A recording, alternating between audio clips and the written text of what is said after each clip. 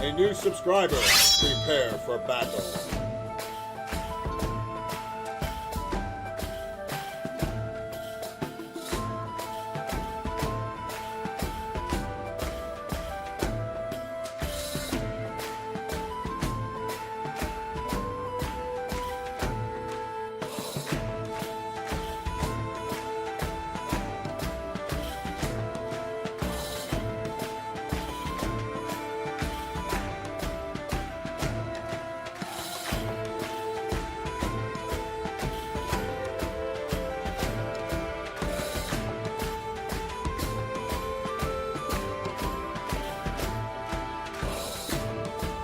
A new subscriber. Prepare for battle.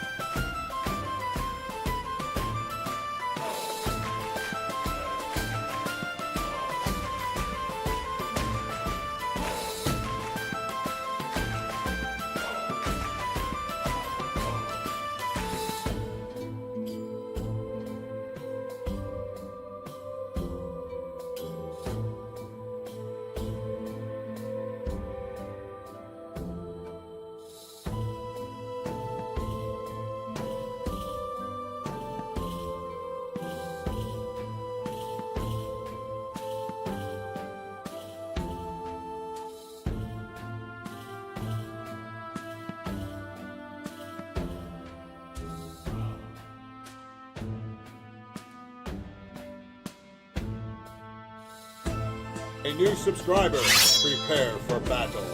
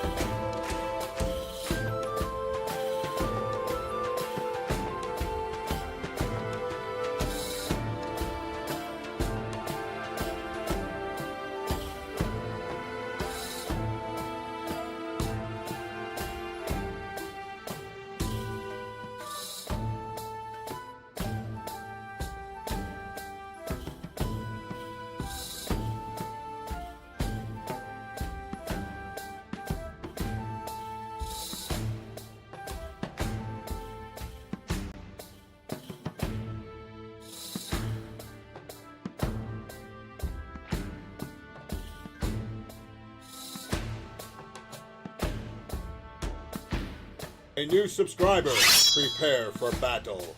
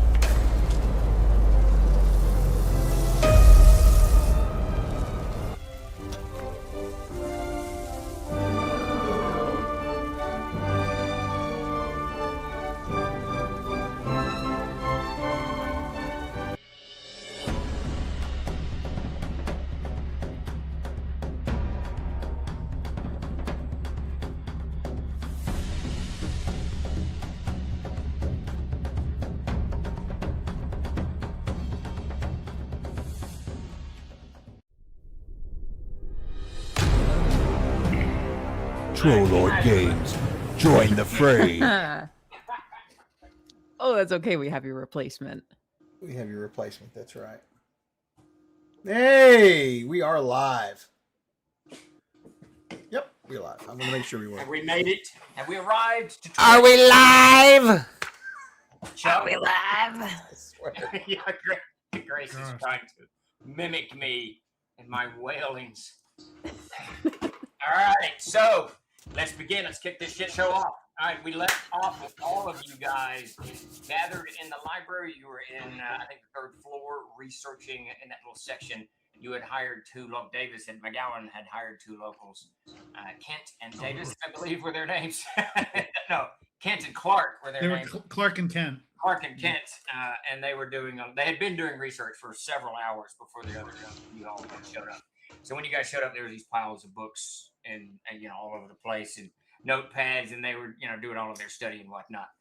So let's do some quick character descriptions. But also at this time, I want you guys to throw in so everyone out there knows, unless you're being secretive about it, everyone knows your class and your level, so they can kind Mine's an absolute secret. If it's a mystery, man, keep it to yourself. It's top secret, Umbra. Even the president can't know it. I will not let him know. Davis's eyes only. Let's start with you, Grace. Got to unmute myself. Hello, I'm playing Ren, who looks like a monk, walks like a monk, quacks like a monk. For all intents and purposes, she's a monk. For all anyone here knows. We're doing descriptions. Yeah, real quick. Something totally different. I've not stopped working. So Ren has she's kind of a bob girly right now. Her hair has kind of been growing in since she shaved it at the beginning of the campaign. It's kind of reached like jaw length by this point after the passing of the winter. She wears a big floppy hat. She wears flowing robes. She clinks when she walks. She wears a belt that has about 10 bottles strung up to it. And more recently, a faraway look in her eyes. And that's Ren. So wistful. Jeremy, you're up. Oh God.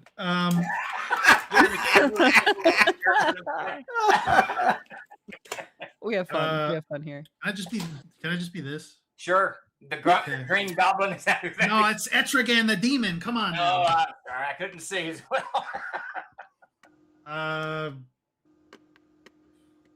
So burnt out. Pass. Go to someone else. I gotta build up the energy. Davis, I'm a fifth level barbarian with his feet up on the table, drinking a flagon of wine. Or no, a flagon of beer. No, let's make it wine. We're in magic user territory. There you go. He's medium-sized, lean. He's growing out his beard. But otherwise very clean cut, shaved, and hair's cropped nicely. He's wearing All right, there we go. a sheepskin jacket, a sign of his individuality and freedom. Next question. His love of personal freedom. That's what I was waiting. I was waiting on it. All right, Peter. Well, Wyatt is a fighter with certain levels of mystical properties to him, and he's looking. He looks mostly like like you'd see a young Greek looking, but with gold eyes and dark hair. And he's mostly dressed in mixtures of red, white, and silver. He hasn't got his full equipment of armor on since he's not wanting to knock bookshelves over with it. So, but he's roaming around the stacks, apparently in search of things. Chuck, you're up. So before you stands a man who's approximately somewhere between 6 and 8 foot tall. It varies per show. He's got a shaved head. Has some sort of tattoo on the top of it. If you ever was able to get a drone above his head, you would tell it was the symbol of Corthane. For he is a cleric of Corthane, the god of judgment in the world of Aerd. Like I said, he's wearing a big steel mail shirt, and he carries a big, large piercing axe. He's very wears lots of different things on him with imprints of the symbol on him. He looks almost like he stepped out of Warhammer 40K, if that makes sense. He's a real big, strong looking guy, and he wants to be very vocal. We'll leave it like that. Though at the moment you don't have that armor, correct? Why would I not have it? Because you're in the middle of a library in the middle of a city of wizards. Oh, well, I mean, at this very exact second, no, it's in my room. Right. Yeah. I thought that was something I'd missed out on, maybe. I didn't know. No. Yeah, so I'm wearing studded leather. That's true. And some other clothing and stuff. So, yeah. And he is a cleric. And what are we, 4th level now? 5th level? 4th level. Mm-hmm. Right. 4th level. 4th level. Yeah. There you go. That's it. God wills Peter? it. What? Did we do you already? Yeah, you need to do Jeremy since he. Oh, that's right. decided- Jeremy did the Damn it! He almost escaped. Jeremy, do you want me to channel one of my favorite players that's ever played with me, Mark Sandy? He's done a lot of design work for Castle of States. He absolutely hated describing his character. So every single character he ever had brown hair, brown skin, brown shirt, brown pants, a brown cloak, and a sword. No, Jonik's a pretty big, tall guy. He's not cut or particularly muscular. He's just naturally large, but he moves with a sort of subtle silence. Currently looking visibly miserable, probably carving his name onto the bottom side of a table. Sticking some gum under the... Yeah. Right? I'll show them. Yeah, that's right. All right. No, actually, no. I carved McGowan's name into it because I don't want that heat coming after me. You want to get in trouble. That's right. That's even better. When the librarian comes by with the ruler and swacks it. Right. Where's that McGowan kid at? That's right. And both Clark and Kent are younger guys, probably in the low 20s, high teens, dressed in just normal clothing. They don't have anything, no weapons or anything like that. Their fingers aren't stained with magic or what have you. They really seem to be just probably very low-level wizards that are in here doing the research that McGowan paid them to do. And like I said, they've got a good half dozen to 10 books open in front of them and another 20-odd books that are kind of piled all around them. And most of these books, some of them are clearly, they have script that you guys can't make out. Some of it's Ethereum, which Davis can't read at all, so McGowan can't make any of it out. But some of them are magical scripts, so it's clearly some kind of magical tome that unless you've got some kind of, expertise that I'm not aware of, I think the rogue can do that. Then you can't make it out. But most of them just seem to be journals that these two guys are pouring through and trying to piece the information together. Last week, I believe you guys had quite the conversation around both Clark and Kent about what the next steps were, but you hadn't resolved anything. Is that fair to say? Yes. Very fair to say. Right, so So it's really you just kind of sitting here waiting for these guys. It's late in the afternoon. McGowan, you're sitting there with your legs propped up, drinking the wine. You can just kind of clear everything kind of steps into clarity in your mind, and you can see it's like you stepped out of your body and you're looking at the group in front of you. You can see the two guys sitting across from you. They're one's next to you, one's across the table from him. You're sitting there with your feet propped up, drinking your wine. You can see McGowan kind of carving his initials into a bookshelf over to your right. When Rand is kind of peering over some of the manuscripts, trying to make out, maybe thumbing through a page, whatnot, to look to what's going on. Wyatt standing over there, leaning against a shelf, waiting for some kind of information, holding a book in hand. Yeah, he's looking at stuff. Looking at some of the stacks, trying to piece out whatever, and then you can see the cleric sitting at the table and next to young Clark, also kind of absent-mindedly looking, but he seems to be looking down the stacks a little bit intensively. And when you're looking at this crew, suddenly you kind of step back a little bit further, and you can see the shelves of books that just go a good 150 feet down before they start arcing off in various directions. It ends in a staircase that goes up, and you can see some kind of lights clearly at the back of the building. Books all over the place. And suddenly, as you're staring at this and you're just kind of looking at it, and like I said, it's almost this out-of-body experience. That hallway seems to start to elongate. It seems to just pull away from you. Still books. Oh, yeah, okay, I know what you're saying. Yeah, just more of it. And the lighting changes a little bit. It almost gets this mystical bluish. Hey, hold that up, Peter. What were you just holding? TARDIS. Yeah, so sort of like that color. That was the color I had in my head when you put it across the screen. That was cool. I was thinking of the library in the TARDIS. Yeah, there you go. So sort of this bluish. The lanterns, normally yellowish, whatever, take on this bluish light. What do you do? So I'm having this. Do I see myself sitting at the table or whatever? Yes. Okay, I just sort of ignore me for a minute and ignore the others, and I move forward to the elongated hallway. And then I look at the one, which one did you say Kent was looking that way? Chuck, at Corum. Not Chuck. Chuck's running the stream. So Corum is looking down. Wait, there's two of us? Wait, what's going on here? I thought you said one of the two mages was looking down that direction as well. No. They're both looking at their books. Oh, okay. Anyway, I move toward the light and I look at Corum to see if he can sort of see me. If he reacts to me moving to that. He doesn't seem to see you. I mean, he just is looking. He doesn't look over it. He doesn't seem to take notice of it. Okay. I keep moving down that direction, and as I'm moving down that direction, I reach over and try to grab a book. Okay. As you reach down and grab a book, suddenly, Chuck, you're kind of sitting there, and the same kind of everything seems suddenly elongated. You seem to be stepping out of yourself. You can see yourself sitting there at the table. You see Ren. She's actually avidly kind of looking at some pages in this book. You see your other comrades, but you also see McGowan. He's moved. It's almost like there's two of them. He's moved a little bit down, and he's taking a book off of a shelf, and he's looking back at you. Oh. I'll slowly take my left hand and place it over top of my holy symbol on my chest here.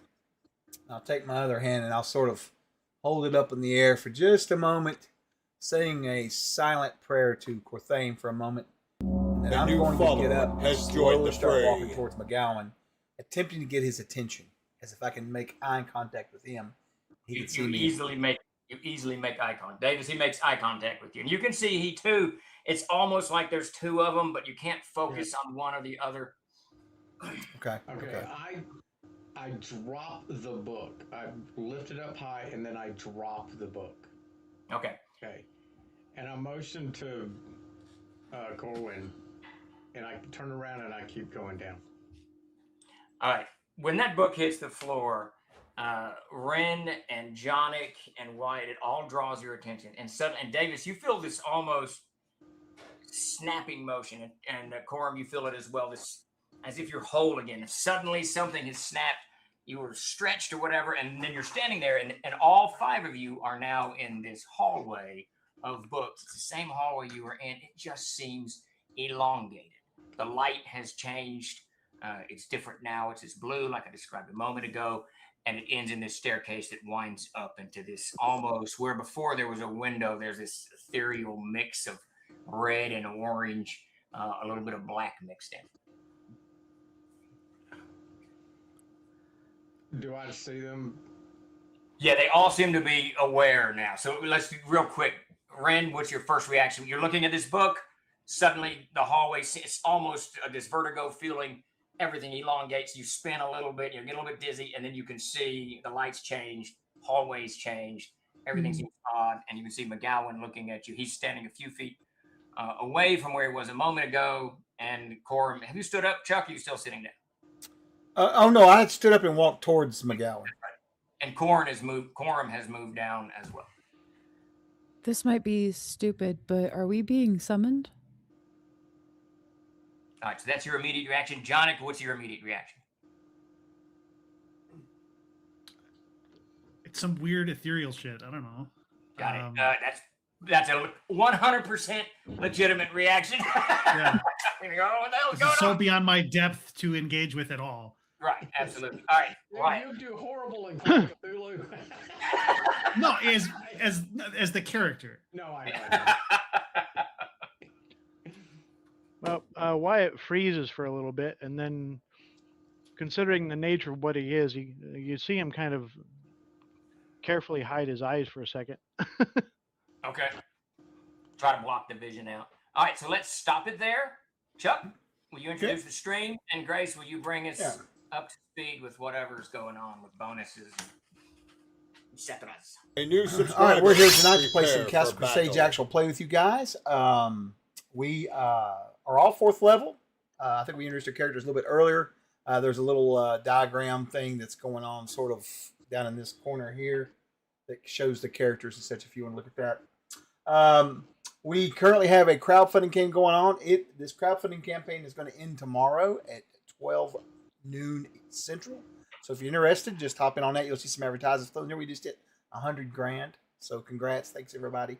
Just wanted to throw that out there. We're in living color now, so as they speak. We do have a giveaway going on tonight. Dated reference. Over here. Come to twitch.tv/TrollerGames. Give us a follow. And the Express Point raffle will get you into the raffle for one of the store codes tonight. That's right. And that's all I have for now. I guess it's time for Grace to take it away. Take it away, Grace. Hello, welcome. I was not chewing rice. Don't worry about it. I didn't do anything. You want to influence the game? You can influence the game. Looking at you, Agile Monk. You got to let me know who you want to give a reroll to. If you want to be like Agile Monk and influence the game and give us rerolls, subscribe or gift a subscription to somebody. A treasured friend, your dog, your mom. It doesn't matter. We'll take your $5. We accept money orders.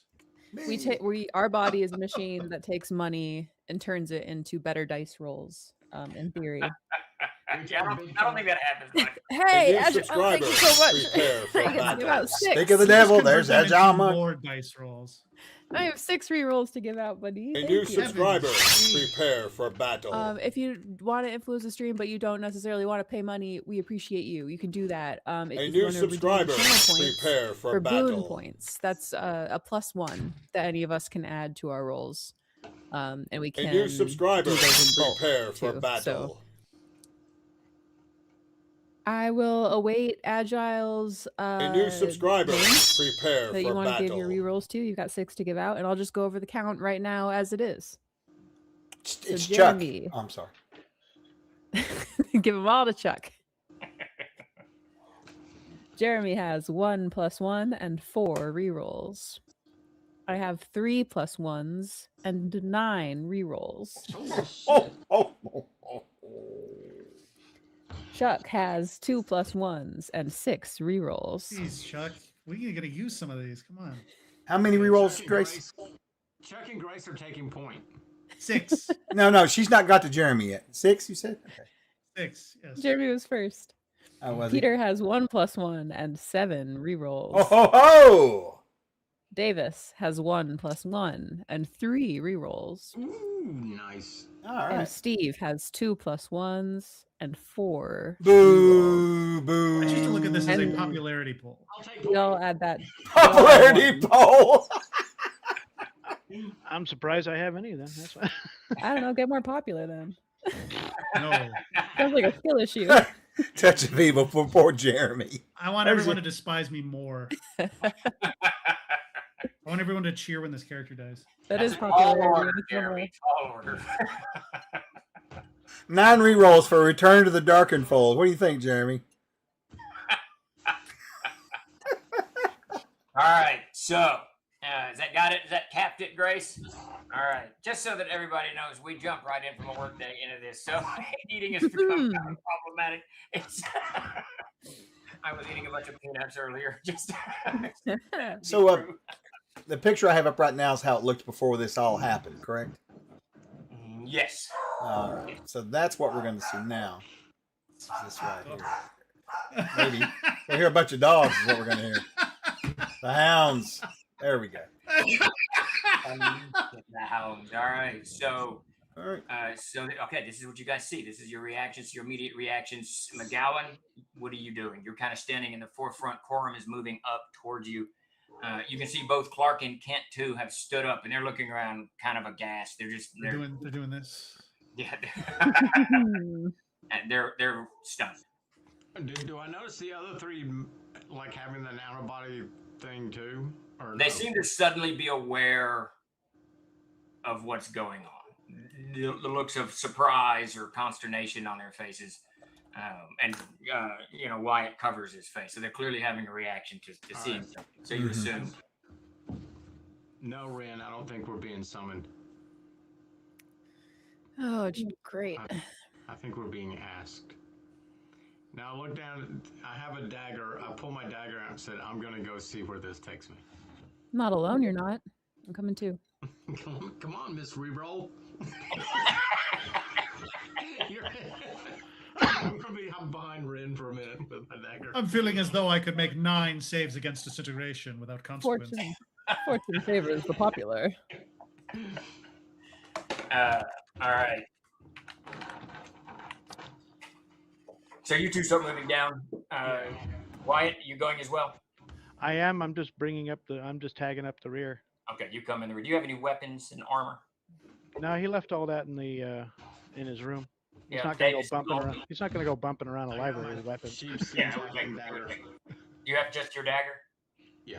And your sheepskin jacket? And my sheepskin jacket. I just looked up how much a sheepskin jacket costs. An authentic, real sheepskin jacket. Oh my freaking god! I'm guessing a lot. $1,000? Jesus! Really? I could buy a sheep, raise it, teach myself to skin it, and make it myself. So you realize now that your jacket is a status symbol. Just keep that in the back of your mind. That's all I'm saying. That's wealth. This Davis Twitch is- stream has probably unnaturally driven up the cost of sheepskin jackets. Damn you to hell, people.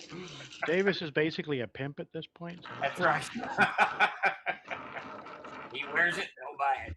Chuck, what kind of weapons? You have studded leather, I think you said. Do you have any weapons, anything? What I did. I'm carrying my piercing axe, and I have a Right, couple. so you carried your piercing axe to the library. Yeah. Okay. I mean, is that It's okay? unusual. Yeah, it would be unusual. I mean, if it's the only weapon you got, you know. He's grown and the librarian. Of course he's going to. He's grown man. Let me look. It's not see even what I clever. I do That have was a- pretty good. You haven't heard that one before? Man, I that's have not. So I'll tell you what. I do have a combat shotgun. Can I bring that instead? Will that work? Oh, if you're missing your arm and you strapped it to your arm. All right, Jared, what kind of weapons and armor do you have? Studded leather and a dagger. Okay. I've got the- so Not to interrupt you, but I have light hammers is what I've got. okay. All I knew it right. was Not something. the piercing axe, just your hammer. No, yeah, it's too big for that. Yeah, that would make more sense. Okay, so Wyatt, no, I'm sorry. McGowan and Ren start moving down this corridor, not particularly cautiously, but not rushing down the corridor. are the rest of you following? I guess I know that Wyatt's going to bring up the rear, but Corum and Donna, are you guys following? You hanging back? So, question: Yes. Are those other guys here? Or are they Yes, like? they both stood up. They're stunned, clearly terrified. They're not moving. That's bad. I'm gonna take out like a coin and flip it. See if there's like some sort of like inertia or something. You throw the coin up. It goes up pretty naturally, but you feel it. You can reach for it or not, whatever you want to do. It's pulled a little bit down the corridor towards those stairs, but enough for you to grab it. You know what I mean? It's possible. Is gravity normal or? It seems to be off a little bit. It just seems to you that it should have gone straight up. It went that way. A little bit in that direction. Maybe your thumb is, hurting or something, but it feels to you like it was pulled in that direction. And if you don't catch it, it clatters onto the floor. Oh, I'm taking that coin. I'm not leaving anything behind. I mean, I can take a hint. Yeah, I'll go where it's going. Okay. All right. So you start moving it. Corum, you're up. You moving down or what? Yeah, same thing. I've got both of my hammers out, one in each hand, just kind of walking along. Okay, you guys move down into 10 or 15, 20 feet, and you can hear Clark and Kent talking. At first, you hear them quite clearly when they're communicating with each other. Both, saying, "What's going on? I don't know. We got to do something." Okay. Whatever. They're just trying to figure out. But clearly, young, inexperienced wizards, they don't know.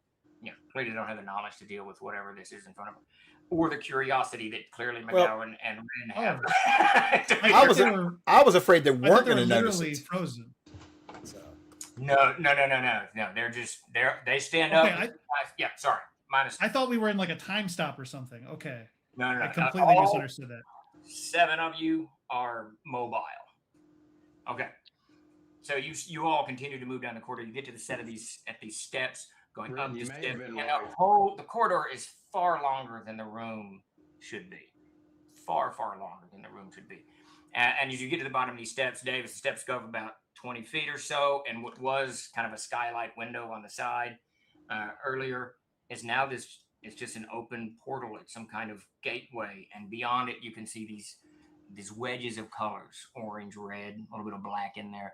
It's a little bit of there's an odd smell that kind of permeates the area, kind of a little bit cadaverish, but not quite, Ren. Corwin. It's not his name. Corum. You've been calling me the wrong name all night. What is wrong with you tonight? Jeez, I was letting it go for a little while, but now Corthane's getting upset. Okay, I'm going to call you Big C. It's with a K. Call him Sea Dog. That's awesome.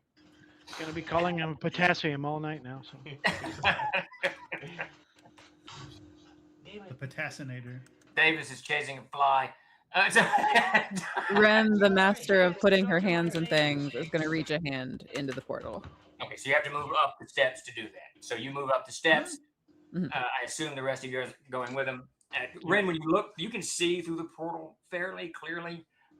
It opens up into this kind of wasteland. It looks like this arid country. The sky there's no clouds or real color to it other than this haze of just red, but it doesn't look like it's like a sky. It just looks like this unnatural, color that is before you that merges with the ground. The ground itself it's like scrubland, desert. There's some twisted dead plants here and there that have come out of whatever little water is there.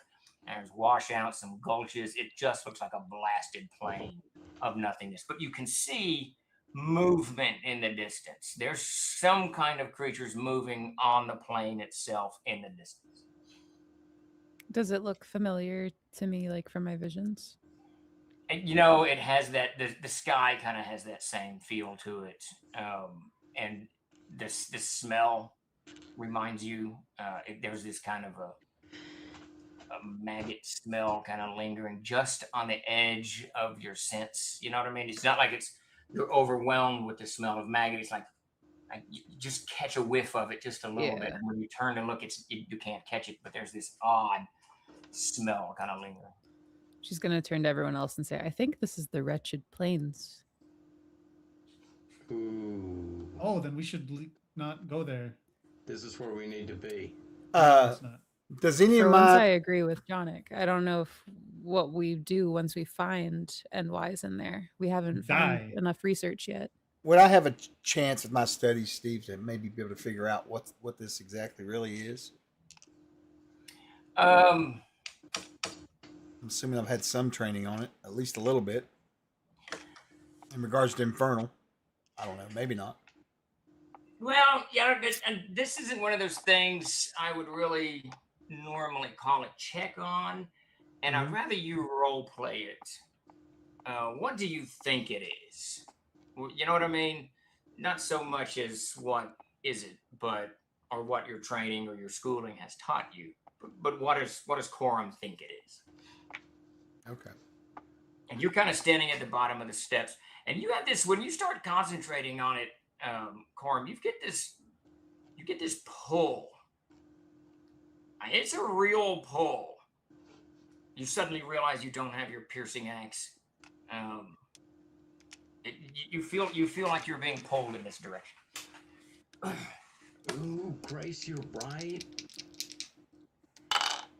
I say we embrace it. Well, I rolled 95, so we're going to embrace it. Wow. Okay. I'm with Cormier. Wrong setting. Fuck. That's Forgotten Realms. Oh my God. Anyway, it's killing me. All right. So, all right. I will look over at the group for a moment, and I'm going to walk towards it a little bit, and I'm going to see if I can sense any evil anywhere. All right. Do you have Detect Evil? That's a spell. Is that correct? I mean, sure, if you want to call it that. I kind of feel like, I might naturally be able to. Yeah. Got it. Understood. But you're not. So to be very clear, you're not casting a spell. So you move. Up to the fore of the group. I assume, McGowan, you don't leap through the portal yet. Oh well, now go ahead and do Chuck. I feel it coming. I'm immediately looking for that lady at the desk. Because if these bozos are here, then everybody else is here still too. Right. Yeah, there you go. True. All right. So you turn around and start looking back down the corridor to see what's going on down the corridor. You see them kind of furiously talking. But when you look back, Jeremy, first off, give me a charisma check. And then just give me a charisma check first. All right. So Chuck, you move up to the front of the group there. Why? I assume you're kind of standing on the stairs waiting to see what's going to unfold. Yeah, I mean, we all can't really bunch up in a narrow set of stairs, so I'm keeping an eye on things. He's still got his eyes kind of covered. Okay, you're kind of like he's more like he's trying to hide something than he's trying to figure out what's going on. Okay. I'm gonna burn 2 of my +1s. Okay. So I got a 24 non-prime. That's very good. All right, so you look back and the first thing you notice is that the hallway extends. The blue light remains, and the hallway extends on the other side of the table where you were just a moment ago. And then you can see these ghost-like apparitions in and around the table. A good half dozen or more of them, kind of, and you haven't quite focused on them, but you can see something is in and around that table. Are the guys still there? Yeah, you see the 2 guys, and then you see these apparitions in and around the table. Do we see this as well or no? No, it's just Jonic. All right, so Chuck, you get up to the top, kind of move your way up between Ren and McGowan, looking through. The first thing you see the exact same thing that Ren did, but for whatever reason, your vision is very, very clear, and you can see across this plane. In the distance, you see this small group of shadowy-like figures kind of moving across the plane laterally. Can't quite make out what they are. They look to be humanoid. But between that and yourself, you can see this, in all of this wasteland, you can see this small toadstool-like pedestal with a creature sitting on it. The creature's large, gangly, thin. Can't quite make out. It's reddish in color. You can't make out much beyond that. It blends well with the sky above it, though not so much with the ground around. It's a good distance from you. You can feel it looking at you, and there is evil. There's just evil permeating everything. Okay. I was afraid of that.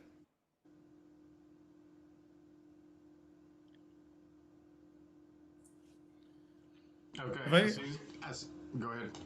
Have I observed these spirits long enough to see if they're menacing the two guys, or They are not menacing the two guys. I'm gonna go that way? One of them's clearly sitting down. Do what? You go that direction? I'm gonna go. Yeah, I'm not going anywhere near this fucking thing. I'm not going near a toad demon and a portal that an interdimensional butthole to hell. No, I'm not doing that. not on the bingo card today. No, it's whatever not. they say. Sure. All right, so I reach my hand up to the edge of the portal and I stick my head in. okay. Immediately when you stick your head in, you step through. You just you step through the portal and onto the other side, and you all can see. You see him for a moment. You see him very, very clearly. The three of you. Now, John, if you're heading down the steps, the three of you see him very, very clearly for a moment, and then you can't really see him. There's this kind of hazy, maybe a spirit-like form standing there, but you can't quite make him out. Boom! I'm in the spirit world. He has entered the spirit world. Too much peyote for McGowan. Let us seize this moment. Armed with a dagger and a sheepskin jacket, he wades into the pits of hell. I look back. Can I see them? Yeah, you can see them all kind of standing there. So Ren, what do you do? I'm gonna call to him to come back. You cannot. You see her shouting. Are you shouting it or just saying it? Or She's kind of not yelling at the top of her voice. We're still in the library, but yeah, calling to him, trying. So polite. the librarian comes in and shushes you all. Steve, can you? I want to verify what's going on at this very moment. So Jeremy has went through and seen this creature on the whatever it was. No, Jeremy has not at all. Jeremy has gone back down the steps. I have turned 180 degrees and I'm walking the other way. So we can see the creature on that thing, or no? I'm In confused. the butthole, there's a creature. Yeah, he sees something different than you see. So did we Behind see the it. creature, or was it what he saw? I'm confused about that. What I'm actually You saw the seeing. thing in the portal. Yes. Okay. I turned around and saw some ghosts, so I'm approaching. And the so Davis has went towards the thing in the portal. he went through the portal. Yeah, he went through the portal. And you can clearly hear Ren saying, come back, or whatever it is you see. Yeah. I'll go after him. All right. Corum steps through the portal. In the Can I try to- hierarchy of bad can I try to decisions, stop this him? is the king of the heap. I just want Well, you you guys to can, know. you can try. The Grace. man in the sheepskin coat, it was obvious the sacrificial lamb you needed to send through there. I mean, come on. Nice, leader. So I'll go towards the portal. I'll put a hand out to stop you if possible, just to get your attention, and she'll say to you, "We don't know what to do on the other side yet. So I will, McGowan might have just died." I will turn to you and look down at you. You will see that my eye sockets are completely white. And you will hear a guttural voice come from my mouth and say, I must save him. And then I will turn and stumbles ignore back to you, and I will just walk forward into the portal as if what you said and did had no consequence. Hey, while I'm Flash down- of white hot light. He turns into bones. Wait, whoa. A little quick there on that one, buddy. He's running the game, not you. Easy. I'm not dead yet. Anyway. We've he made steps it through. how many hours of this without quoting Monty Python? That's pretty There impressive. you go. So he steps through. Now, to be clear, Grace, as you're too, or I guess Wyatt, you're actually covering your vision, so you can't quite see it. Yeah, well, But Ren, you clearly see through. You can vaguely see the creature on the toadstool, but it's just too far for your vision. But you see, on a hot day when you're looking on concrete, you can see that wave of heat on the concrete. You see this A in the new shape subscriber. of your Prepare for comrades. battle. You can see McGowan there, and you can see Corum, but there's no form to them. There's no, you don't see the armor, weapons, or features or anything like that. but you can definitely see that they stepped through this other route. They're A an new astral follower form. has joined the fray. She's gonna say to Wyatt, one of us should stay here. Do you think you could get the first archivist? Sure. You know, I'll go looking for who I can, but I have a sneaking where I think we're slightly plane shifted, or we're sitting in a slightly off, you know, from our normal reality. So I don't know who I can find specifically. Just try. Okay, well I'll go look. Okay, you pivot around instead of heading down the stairs. Ran, are you fixing to step through? Is that what I'm led to believe? No, she's gonna stand guard here and just try to keep an eye on her two friends, and is kind of like a little unsure what to do in this moment. But yeah, holding All right, watch. so inside the portal, Davis, you step through. Looking back, you can see Ren. You see Corum come up. Ren tries to stop. There's an exchange of words, and you see Corum actually mouth something, and then he steps through, and he's suddenly standing next to you. And both of you are standing there. The portal is still there, right behind you. There's a very, very dry, warm wind kind of blowing from the right of the portal as you step out of it. It's not a wind enough to even pick your hair up, so it's just this, just touch of wind across your extremities. And you're standing there, and Corum, you can see that figure. You can see it much more clearly now. Davis, you also can see it. McGowan, you can also see it. It's long, gangly. It's crouched upon this toadstool. It's probably, if it fully stood up, is a good 9 feet in height. It's red from toe to head. Its claws are black. It's got horns, huge horns coming out of its back that are black. Immediately conjures the idea of the horned god, because that was one of the things that was a hallmark of Alstrad, were creatures and their horns. Long claws, beady, tiny yellow eyes. He's still a great distance from you, crouched on this toadstool, staring at you, and you can see lifts his hand just a little bit, and it's almost like bones lifting up, and with its long claw, which is easily 6, 8, 9 inches long, it begins to tap the toadstool underneath it, and you could hear it. You can hear it like you were right next to it. It's right inside in your head. Do you think he'll know what the answer is? And I'll just look over at you, and I'll just kind of smile. And I'll look over at the creature, and I'll say, I do not know.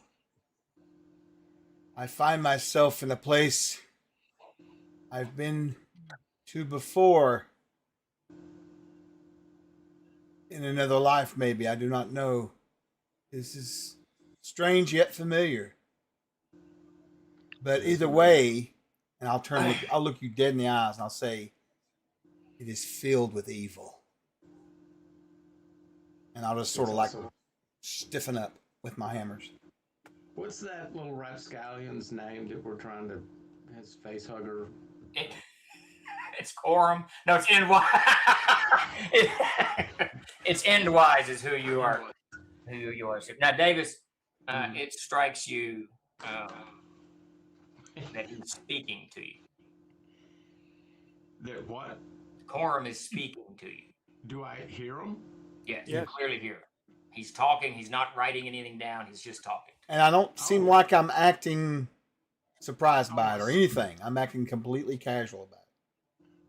Oh, I step back for a moment. You're speaking. Meanwhile, Ren is trying to yell into the portal. He's possessed. Don't trust him. Yeah. And I'll look at you and I'll smile at you and I'll say, we have to be careful. Much evil here. Do not know if that creature there is going to cause us problems or give us answers. There's only one way to find out. I crouch down and I grab some of the earth or the ground. See if it's like normal ground.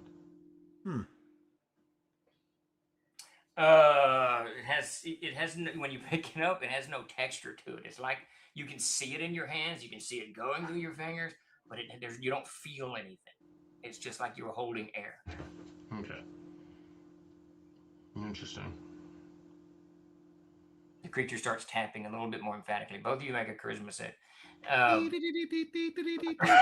not Morse code. Did you say a save? A charisma No, saving. He wants Jeremy to make a save. Point of No, order. no. I want McGowan and Corum too. I already No, made my save. I was talking about the bad joke. He can save for that. Gotcha. Come on. Do what, David? Point of order. What sort of order? You should have told us this was dangerous before we went in. Yeah, where was the sign? He Have said- to be this high He to said, get on the "Hey, I ride. think this is." He described it as overwhelmingly evil, barren, infinite wasteland. There was no carrot on the end of that stick, sir, and he went in anyway. Yes, there Wow. is. There's Endwise. Endwise's faces at the I end. don't give a of fuck about him. He can boil in hell forever. Jesus Christ. I think the carrot is what's on the other side. That's what you want to know. 16 non-prime, 17 non-prime. What are we making? A charisma save? Why are we making a Charisma charisma save. saving throw. All right, hold on a second. Save versus death. +1. 16 non-prime. Well, that's what I'm a little concerned about, Jeremy. I wrote my modifier down wrong. 16. You both die. This is Castles and Crusades. I want to make sure. Oh, shit. That's all right. I printed off a whole lot of character sheets. Sweet. What was it? What was that phrase that Jim Ward used? An avoidance save? Yeah. All right. All right. So while Chuck's figuring out whatever he's doing, Ren, you're Oh. shouting into it. What you got? I have got a 18, 19, 20, 21, 22, 21 non-prime. That number went down, Charles. It did. You added wrong. No, I added back in the minus that comes with it. Yeah. Oh, Yeah, because he's not very that charismatic. always helps. All right, so Ren, you're standing at the top. You start shouting. You can see them talking, and much like McGowan, you realize that Corum is actually talking. He's not writing anything on a slate. They seem to be having a conversation, and you try to shout something. Yeah, like come back, come back, come back, come back, come back. Alright. Yeah. So, Jonik, you moving down now? Just give me I have to be super detailed about it. But how are you moving down this corridor? Are you running pell mell like a madman? Are you sneaking? What do you do? If these things aren't menacing them, They don't appear to be. I'm just moving fairly briskly toward them, Okay. trying to get there. I don't really know what the ghost things are, but at least I know that the two wizards have the capacity for speech. Yeah. And, are maybe 4% more informed than the rest of us. Maybe. So, All right. So you start moving down this corridor, and it, like described earlier, it's a long corridor, but you're moving briskly. It's a little bit faster than your normal movement rate. And as you move down the first 30, 60 feet or so, those forms begin to take a little bit more shape. You can see two of them are sitting down. The others are standing up. They don't seem to be, I'm sorry, four of them are sitting down. They don't seem to be really doing anything. Now, your two comrades, Clark and Kent, have both, one has moved down towards you guys, and he's turned around facing back towards Clark, who has moved in the other direction, and they're still talking quite emphatically at this point, but obviously they see the same thing you do, that the corridor just goes, it goes in both directions. So they're still baffled and confused. You can make an occasional word like, what do we do? Just a word here and there. Clearly confusion amongst the young wizards. I'm gonna call to him and say, "Which way to the chief archivist?" Okay, as soon as you say that, the one that's closer to you, Kent, turns around. He says something, you can't quite make it out. And you kind of instinctively know you're going to have to close distance a little bit to do that. Yeah, I will get as close as I can. start moving forward. Wyatt, you're moving down the corridor. Go Yeah, ahead. I'm gonna go. I have just a guesswork here, but I'm thinking all of the little ghostly figures are where we were used to be. Okay, actually, I'm glad you said that. Give me a charisma check first as you start heading back down the corridor. I rolled a natural 20. That's pretty good by any measure. And it is a prime. It is a prime for me. So. Oh, excellent. There we go. We got one charisma-based class. Yes. So you see the same thing as described to Johnny. So logically, I'm thinking that the figures that these little ghostly figures we're seeing are where we were sitting or were located. Appears to be. I grab one of those archivist. I go grab one of those guys, and I kind of push him back to where one of these little figures were, where he was standing, and and sort of shove him at that point. Okay, now there'll be a round or two before you do that, but that's Yeah. your move. So he's not far behind you, John, as Wyatt's coming with you to, you know, unravel whatever's going on down there. All right, so back into the blasted plains. Davis, you got a 16, and Chuck, you got a 21. Yeah. Both of you start moving. You can feel this compulsion. Though honestly, it's a compulsion that's pulling you towards this creature. Corum, to you, it feels very natural. Like this is what you should be doing as a A knight. new subscriber. of Fortune. Prepare for battle. If this is the Wretched Plains, as you and your comrades suspect, this is Orendul's house. Everything that dwells here is anathema to you, right? So whether you're being pulled or whether your natural inclinations to destroy evil are driving you, you decide. Davis, and the same thing for you, other than it's not, correct me if I'm wrong, I don't think McGowan gives a flying crap about evil or good one way or the other. He basically wants to know what's on the other side. Yeah. I mean, that's the driving motivation for McGowan. What's over the hill? We're going over the hill to find out what's over the hill. This is a big hill. I want to go talk to that guy anyway, so it's like not a long stretch. Yeah. So you decide whether This you thing fail. drooling venom, its eyes pulsing, Right. litter of bones beneath its feet. How are you today? As you guys start moving, Yeah. suddenly you're right there. You're not more than like 40 feet, 50 feet from this creature. It is, Chuck, if you want to put that in a picture. It's been up. It's up. Okay, good deal. I went Yeah. in. I dropped it in game staff too. Okay, yeah. Okay, so Davis can sit there. It's very tall, very gangly. Nice. And Davis, the first thing that kind of leaps into your mind when you look at that creature's those fingers are made for strangling you. And even when you think that, you get this kind of this overwhelming desire to strangle somebody. You know, it's like when you've been smoking your whole life and you see someone smoking a cigarette, you're like, I want a cigarette. So it's that compulsion that you feel driven in that direction. Not that you would act upon it, but you can just tell this creature is made for that. It's not looking at you, McGowan. It's looking clearly at Corum. And then it says, and it's odd, dislocated jaw, strange mouth opens up, and you can feel it more than you can actually hear it. Obviously, it has no vocal cords or any capacity to speak like you all would. It says, "What is an endwise?" Ah, interesting. And it's still clicking its nail on the toadstool. Come, let's play a game. What is an endwise? Can I hear that at all? Yeah, absolutely. Both of you can hear it, but it's focused on Cora. I attack. Oh, No. Okay. That's awesome. Like I was like, what the fuck? Absolutely beautiful. All right, so out comes. No, I've had him on his shoulder and I run. All right, perfect. All right, so. Wait, what? You run and leave me there to die? Is that what I heard? Oh, you run away. No, I started choking him. What sort of game do you want to play? Wait, now are you attacking or not? No, he No. said he was kidding. Oh, okay. Oh, the disappointment. Oh, the disappointment. I fully, this is when you're playing with Matt Golden, it frequently, and Davis, it frequently turns. very Yeah. fast. Considering his current state of being, he hasn't got a ghost of a chance, anyways. No. Terrible. Really? We're gonna go all night without that Peter. Anyway. Not gonna. All right, so what did you say? You said I said, I basically look at him, I say, what sort of game do you wish to play with us, creature? I want to know what an endwise is. You do not know what an endwise is? I don't, but I can hear it. I can feel it in you. And he looks over his shoulder, he looks over his other shoulder, and then he stops clacking and just kind of puts his fingers together. And you can see him, He's looking still at you, Corum. But Davis, you can clearly see him in his mind. He's strangling something.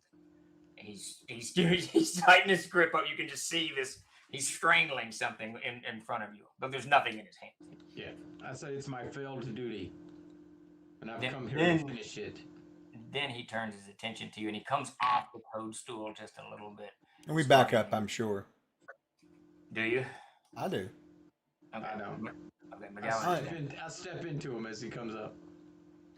Failed duty. What does that mean? And he comes a little bit closer to you. I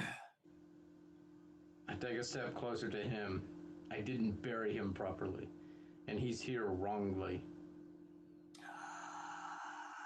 Endwise is a thing, a person. And then he kind of stands up, and when he stands up, he's very, very tall. He's extremely tall, probably 10 feet, 10.5 feet, just all gangly. And he looks over his shoulder and he goes, and Endwise is here. And then you can see he just compulsively kind of strangles a little bit more. Is it that poor little girl in that picture that he's strangling? Really? Oh my gosh. Wow. Yeah, Zoe went the extra mile on that picture. So Damn, that's a good I'm going to try to whisper to him. All right. I don't know if it'll be successful or not because I'm going to go pretty quiet. And I'm going to lean towards McGowan as they're having, not him, you. Beware of the human. Anyway, I so. wouldn't do it. He's fucking crazy. Right. Beware of the human. You have no idea. Are you taking roommates? Anyway, I'm going to whisper to you and I'm going to be like, try not to pass on too much information. This creature knows nothing. We know everything. Whoops, spell on that, Connor. Well, yeah. Actually, Yeah. I got a big F. Heck, I want you to make a primary attribute check. So whatever, when you're cleric, so wisdom check. And this is actually to know if in your studies you have read about this particular type of creature. So you may actually know about this thing. Not so much. It's not worth a reroll. I would not. I would not reroll. 21 prime. Okay. Yeah, you probably it's one of it's not an archdevil or anything like that. It's definitely a devil. One of the probably major devils, Carl. What is it? Carnage. And it's really one of the foot soldiers of hell. Okay. You know, in whatever they're going to be found in all of the archdevil's legions. Right. That's a big ass foot soldier. Well, I mean, if he's not being used for war, then he's just going to be something you got to run into out here running around, right? You know. Yeah, and so Chuck, you would certainly know this. Wyatt, you too, probably. But so in the Wretched Plains, I'm not sure how other campaigns do it. In the Wretched Plains, the devils and the demons, their primary mode of joy, they don't feel joy, they don't experience joy, but their primary reason to exist is to torture things.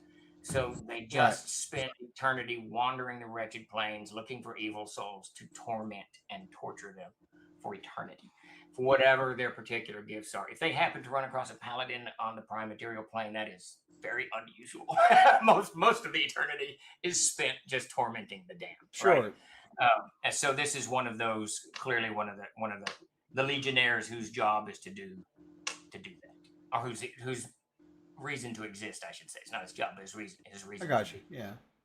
All right, as you two ruminate on that. All right, Ren. So these two mist-like things ways have moved distantly into it. You can faintly see them, then they go away, then you see them again. And your two other comrades have moved now down to the far end. You're kind of alone there on the top of these stairs. Her life is a lot more precious than it was a few months ago.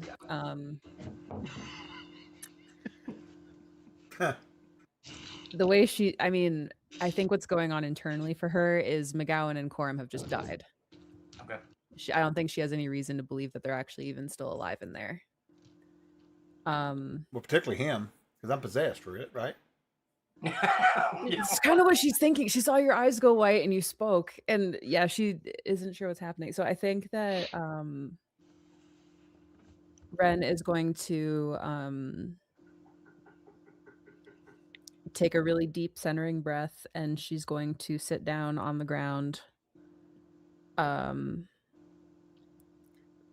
pull some more paper out of her backpack, and write an account of what has just happened here.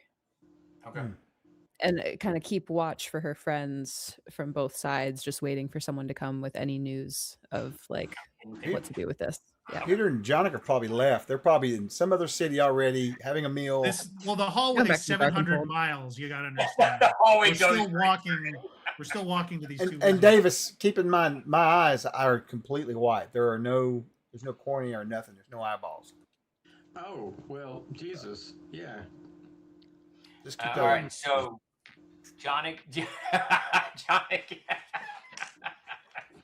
Jonik and Wyatt, you guys get to the table almost simultaneously, and you both, once you get, the closer you get to it, actually, and then by the time you get there, Peter, it's much as you envisioned, and suddenly you guys are standing there, and Jonik, your first thought was actually not far from the truth. You can see, or something else, the figures that you can clearly see McGowan sitting at the table, frozen, his feet propped up, glass or the flagon of wine in his hand. You can see yourself etching something frozen in that spot, where you're writing McGowan sucks or whatever you were writing on. McGowan was here. Yeah, McGowan was here.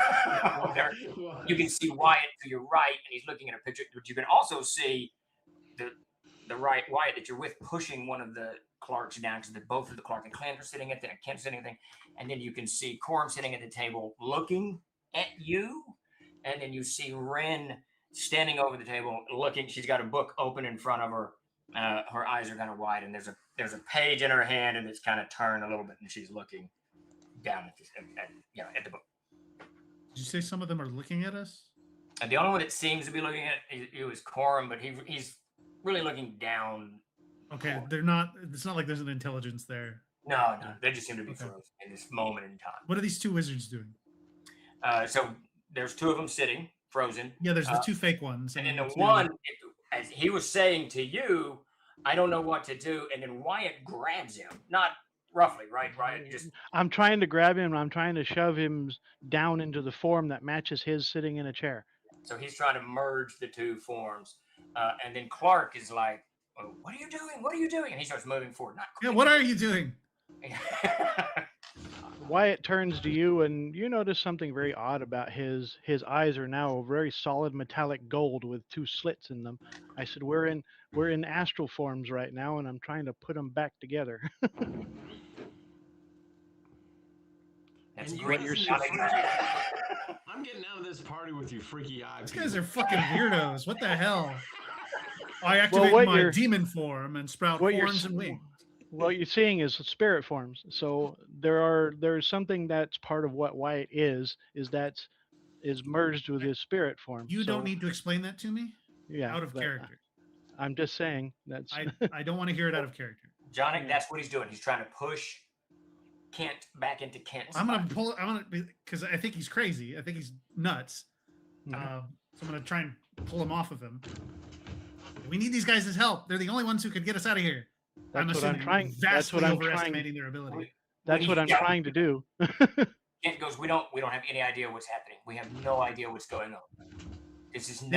This shouldn't be happening here in the library. Absolutely. Did what he said make sense? Are we star people or you whatever? Can see him start. You can see he close his eyes, and you can see him start to recite lessons in his head. And then Clark comes up and he goes, there should be a tether. If it's astral, there should be some kind of tether between the two.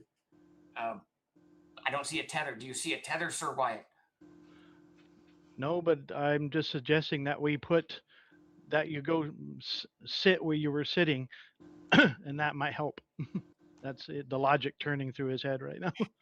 Well, there's a portal to hell back there. So a new follower has joined the fray. This might be the quickest way to get at least one of us to go find the archivist if they're probably not in the same plane of reality we are in. I'm just sharing that information with these two guys because they haven't seen it, so they don't know. Yeah. There's a portal.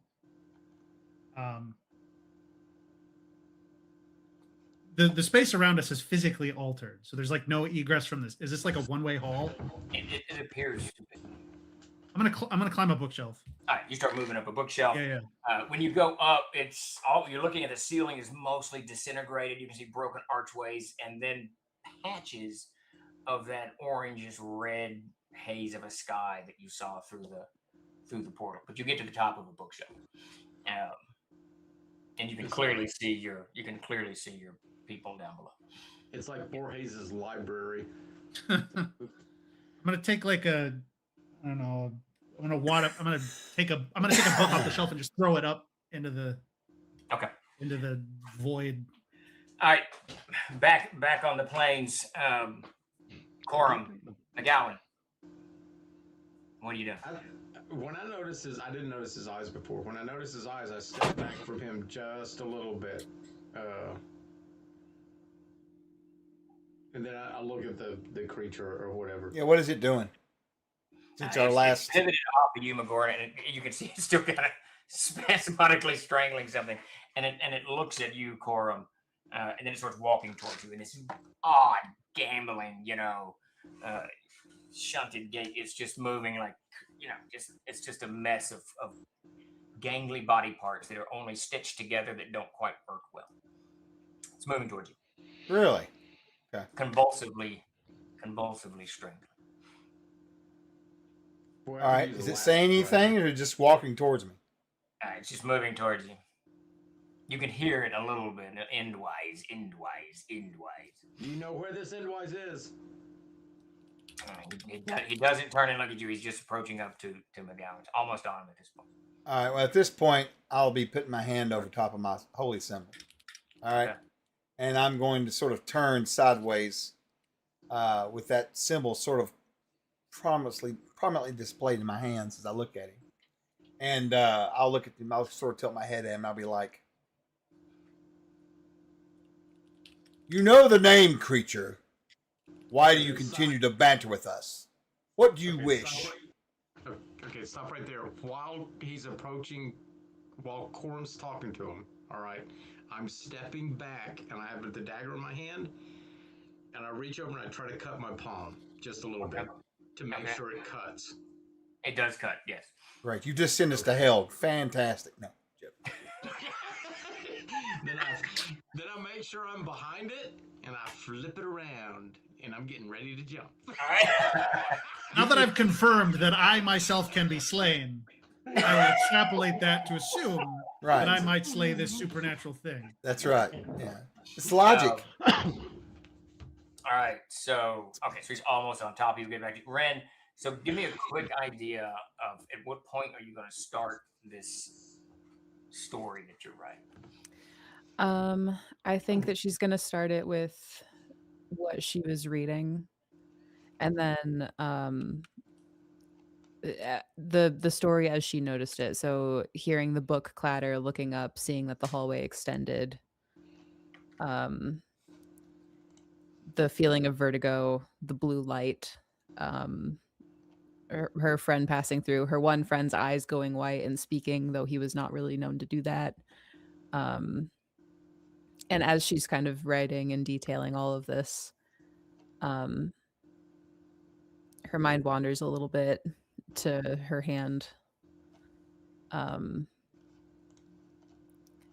I think she kind of mentally knocks at the door to see if this thing has anything to say. Okay. All right. First, as that's kind of all rolling through your head, I need you to make a primary attribute check. So let's go with that Constitution for a moment. Yeah. Oh, that is, well, actually, that's not bad. You got 9 rerolls.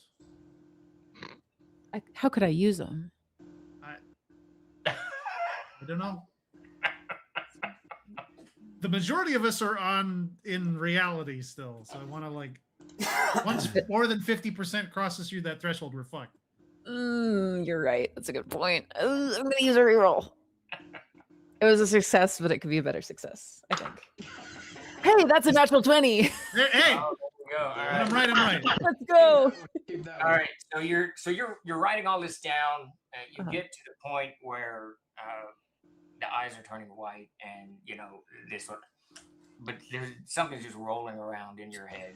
Something just doesn't fit, and your memory snaps back to the book that you just wrote about that you were holding open, Mhm. and the page that you were looking at had a picture of a staircase on it, and it looks almost identical to the staircase that you're standing on now. The bluish light, everything is about it.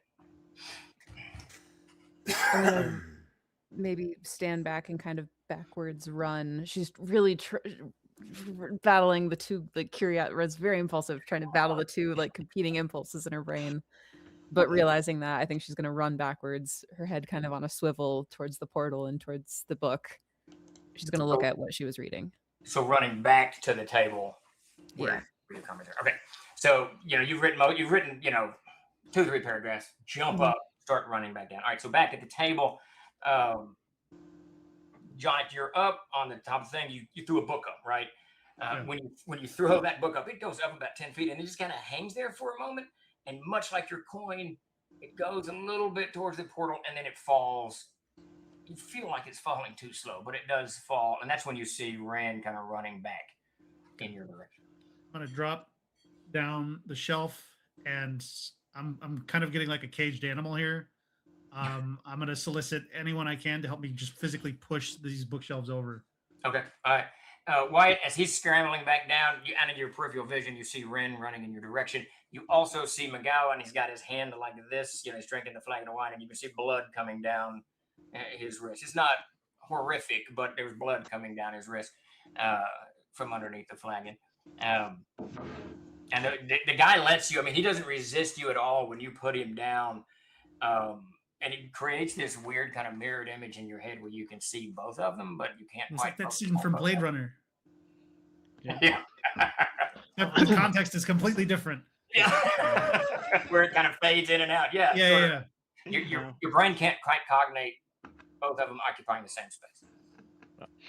Well, that's he's sort of dipped a toe in the area of mysticism, so that's what his mind is that he's trying to put the two halves back together. And if we can get ourselves back in the physical world, because I'm not sure we're going to be finding an archivist in a parallel reality or in a slightly off reality, we need to get somebody physically to go look for them.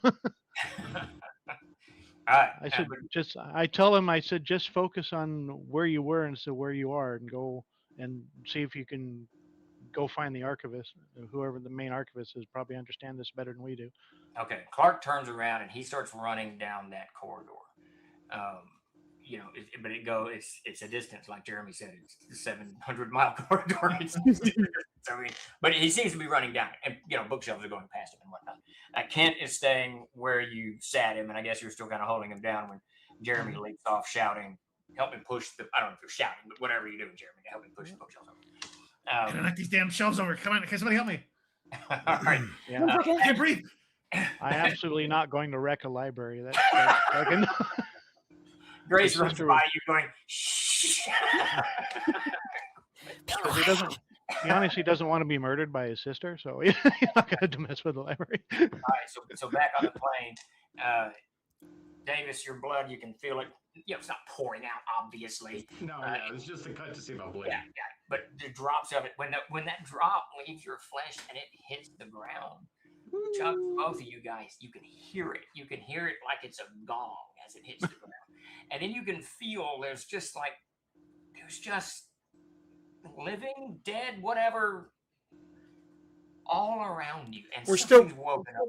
They can just taste it. They can feel it. Whatever's happening around it has kind of just, self-awareness.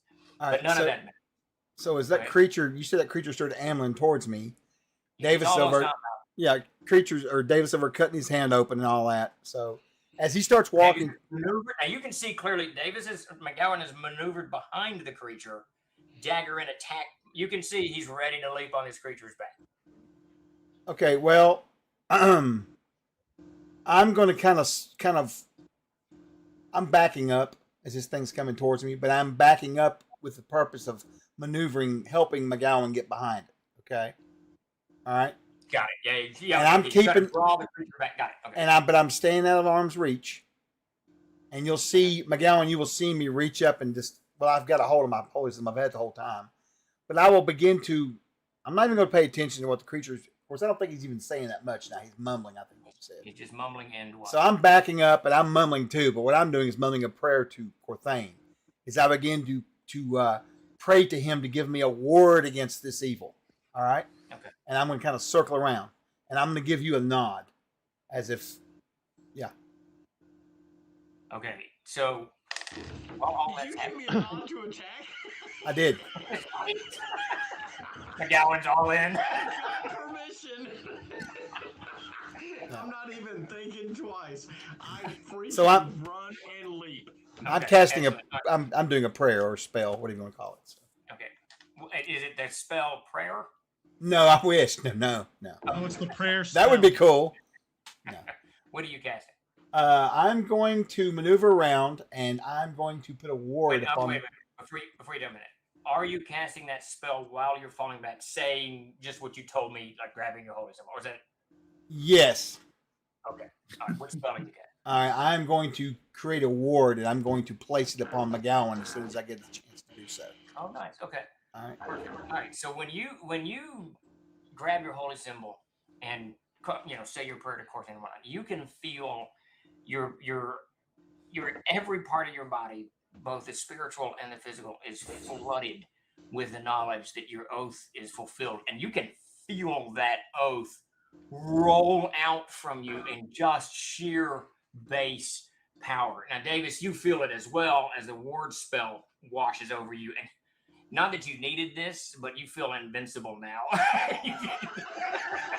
I'm hoping with the extra that maybe also the duration will be longer too. We're going to throw that out there just for you to. That's a good thing there, Jack. Yeah. Always seed the CK with good ideas. That's right. That's right. All right, so you've cast your ward spell. You can feel, and the creature actually balks. I mean, he was strangling, and he stops, and his fingers kind of come apart. He looks just maybe fear in his eyes, but definitely hesitation. And then the demon that is McGowan leaps upon his back. Swing away, Dave. I'm going to give you 2 swings, both with your enthusiasm and with the ward, and your just lust to kill this creature. Yeah. Do you want to know? Do you want to know what this ward does for him, protective wise, or no? That would be good too. All right. So it's going to give him a +2 AC, a +2 on his saving throws, +2 on his checks against this inherent evil. Excellent. All right, David, swing away. Nice. See, it's, I'm. This is what I'm going to try. I'm going to try to run up that spiny ass back and then just leap at the back of its neck or whatever portion of that thing is, while grabbing one of his spines that sticks out of his back of his neck for stability. Okay. Okay. So there's. I'm not even going to make you make a check for that because as you're behind the creature, it is covered in horns of a variety of sizes. So it's really just like, going up the side of a cedar tree. Okay. It's just so much to grab. You don't need to make a check for it. As he's he being very generous with rolls and attacks, which tells me you're in deep shit. right. So as I'm circling around here and he starts to climb up the back of this thing, as soon as this creature obviously is going to react to him climbing up it, I'm going to roll forward and I'm going to reach out and I'm going to smack McGowan right on the ass. All right. And then roll free and figure out what I'm going to do next round. So, yeah. Okay, Davis, swing. Now that'll be that. You're casting a spell this round, Chuck. Yes, So that's next my round- that's my touch on him for the spell. Got it. 22. Understood. All right. You plunge that dagger into it. You can feel it goes into the flesh, comes back out. There's no blood. Swing again. Nice. Shit. That's not good. There's no blood. Oh. There's nothing. It just feels like hide. 22. There's. Do what, Chuck? Steven, I don't know if the creature will know this or not, but I forgot. I left out a little small bit to the ward. Davis cannot be physically touched by him either. That's a huge bit. And since I'm not wearing any armor. He can't be possessed, and he cannot be no mental attacks either. Yeah, because we got possession rules now. We I got. know. That's why I thought I better tell him all that shit, or McGowan be looking back at me going, red ram, or whatever. What'd you get on your second swing, Dave? 22 again. All right, you plunge it in again. You can feel they're good hits, but you immediately know there's no organs, there's no muscle, the creature's just flesh, sinew, or bone, or something, whatever it is, hide. It's a devil from hell, and it has no, it doesn't need to breathe.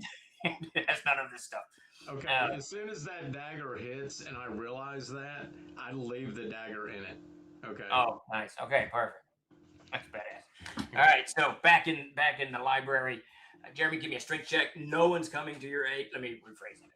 Ren, Wyatt, are either of you helping Jonic push shelves? She has No. shouted 1 second, and Okay. she's gonna go help him in a minute. You're going to go to the book, or you're going to help him? I'm gonna go to the book first, and then I'm gonna help him. And Wyatt, you said no. Absolutely not. I'm not wrecking the library. That's just that's a no-go area. Jonic, give me a strength check. It's not great. Right, I love that comment. Ah, 18 non-prime. You're braced up against it, pushing it. You can tell even in the real world that it would be tough to do, but it moves. A couple of books on the top of the shelf, notice it kind of wobbles a little bit. A couple of books fall down, so you're getting there. Maybe if you could wedge something under it, but you could keep going, keep trying to do that. Wyatt, what are you doing? Like I said, I'm attempting trying to merge these two characters back together, and You're trying to get to kind of become one with himself. I'm suggesting to him that he focus on the real world more so than the sensation, because Wyatt only knows what one of his old teachers might have taught him, and he's going by instinct, just to what he thinks he can do. Give me a charisma check to see how successful you are, kind of forcing your will upon his fear. So you're really trying to overcome his fear. 19. He calms, his breathing slows, he calms down a little bit. You feel like they're merging. At that point, Ren comes running right past you. Ren, you get to the book. You can clearly see. Actually, give me a charisma check. okay. Oh. That's a 2 You secondary. got 9 rerolls. You got 9 rerolls. Technically, I have 10 rerolls. Yeah, I'll go ahead and use one. 10 reroll. Use them, please. Did you read that? Hey, that's better. 18 secondary. All right. So when you get up, as you close. Oh, actually, sorry, I forgot to add my level to that. That's 22 secondary. Okay. Yeah, as you close, you don't see anything except the people. But then suddenly, when you're standing there, you can see yourself standing there. You can see McGowan. Everybody's there, just kind of frozen in time. And you can see Ren has opened up this book, and she's holding a page in her hand. Mm-hmm. And there's a picture of this staircase, and at the top of it is a portal, and then the portal is kind of orange and whatnot. And you're just staring at it. The other you is just staring at it. Yeah. Is there any kind of clue on the page that Ren can discern about? Like, she's kind of connected, like the whatever's inside the portal is probably like what she's looking at here. This is an image of that. But is there any information on like why they ended up here, or what could be waiting for them? There's no writing on this picture at all. There's a page number edit, but there's no actual writing on this page. Am I able to take the book from her? No.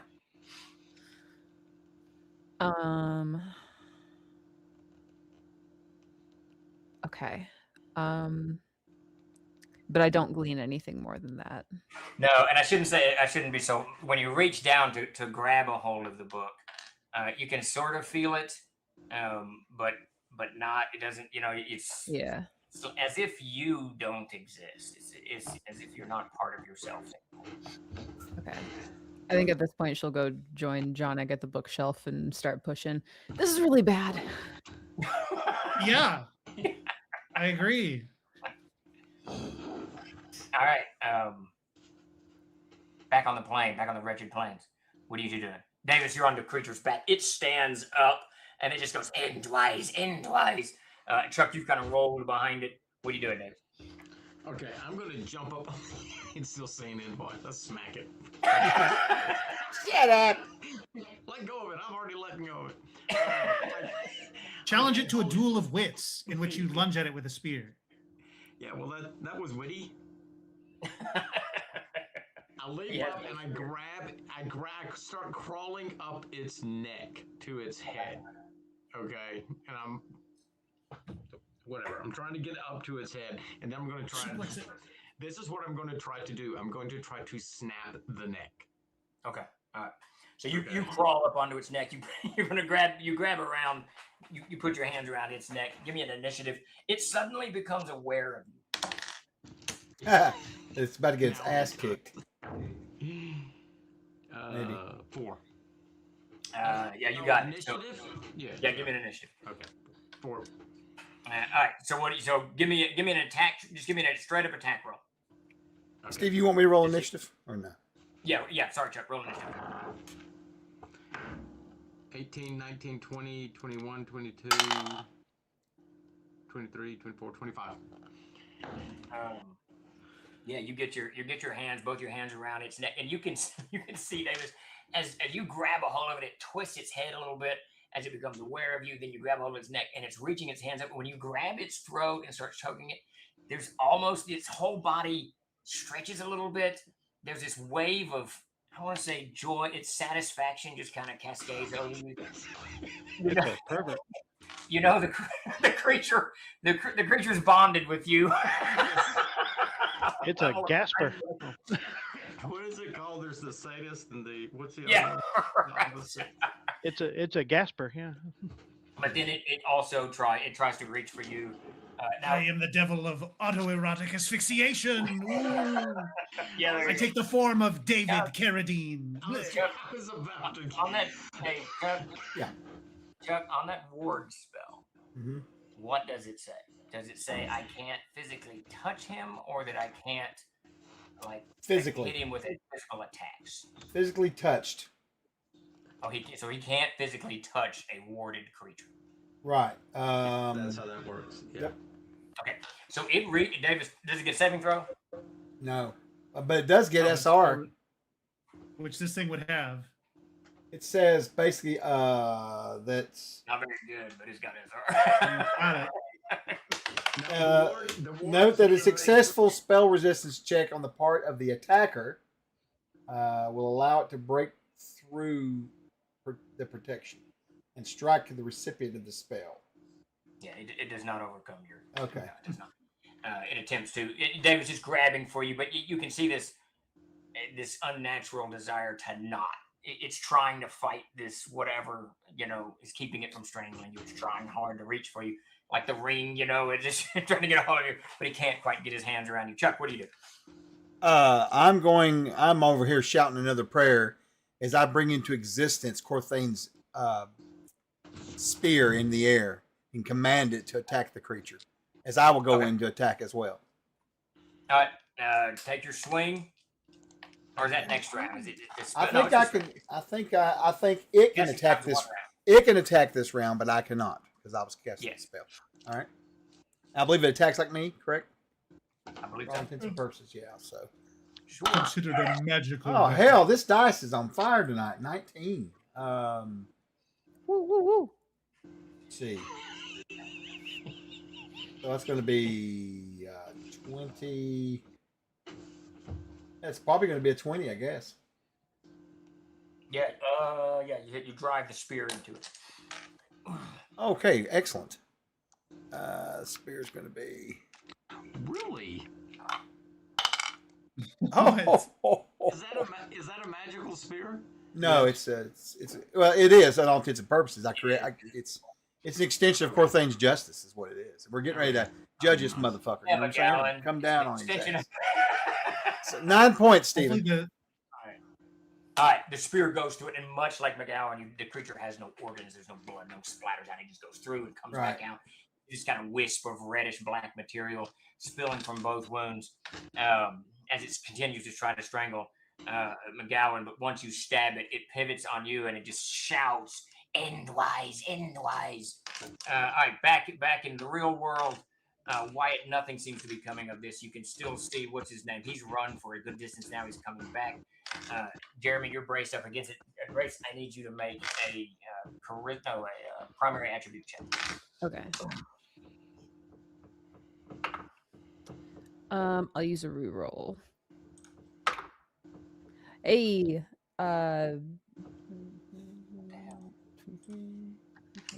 24 Okay. prime. We've abandoned the rule of math in our heads. 3 of 5 of us have done it. I'm trying so hard. You whispered it at least. That's a I'm lot better sorry. than fucking Davis. All right. So Grace, you were running over to John. Is that right? Yeah, she's gonna help and kind of use this opportunity to like confer about like what the fuck to do. Okay. All right. So you brace your back up against the thing and start pushing. John, I need you to make a strength check. Add her strength bonus to that. And Grace, what are you saying to John? I think McGowan and Coram are dead. We have to figure out how to get someone's attention to get out of here. I think Wyatt's possessed. Like fire golden eyes. I don't know. It's like meanwhile back at the ranch. Listen, I think we're completely and totally fucked. If we can't knock this down and find some way to punch a hole through this fucking thing, we may want to discuss some kind of emergency pact, if you know what I mean. This would be awesome if Ren and John go on a killing spree and kill the rest of the party. It's okay, we'll free you. Yeah, right. As he's saying that, Ren, that the book just keeps rolling back through your head over and over again. When you say the book keeps rolling back, am I feeling like there's something that I missed from the book, or okay? I was reading something. I was reading a book that had a portal in it, just like the one that we're seeing now. I was looking at an image. Might have been what caused this. Me reading that book. It's quite the trick paper.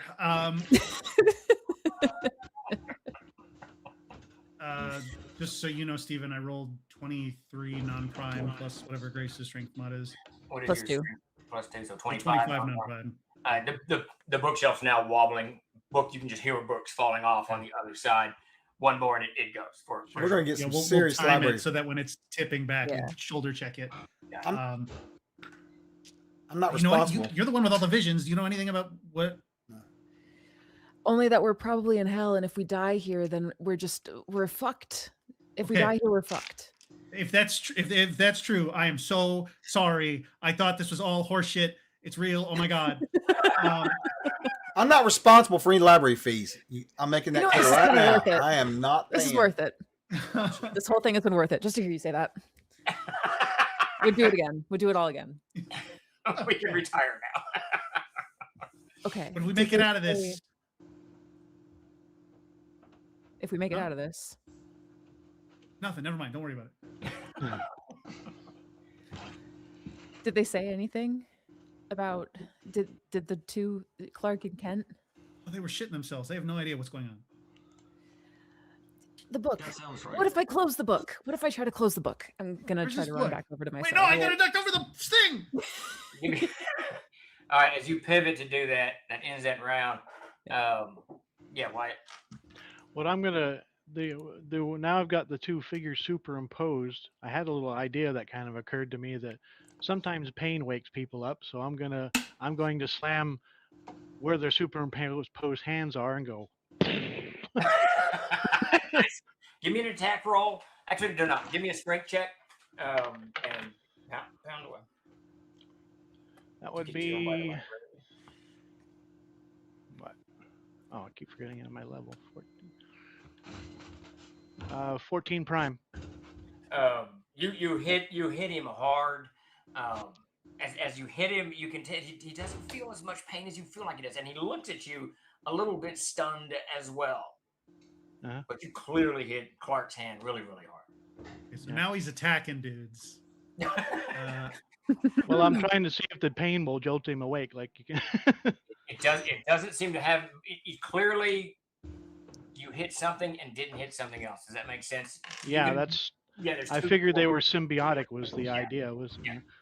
Well, now you know categorically that they're not symbiotic. You know that hit was so well that if they were, it would have hit. Both of them would have felt it. Both Visionary and Reality would have felt it because it was a clear, good, clean hit. Did I hear someone talk about an anchor? well, it's not that.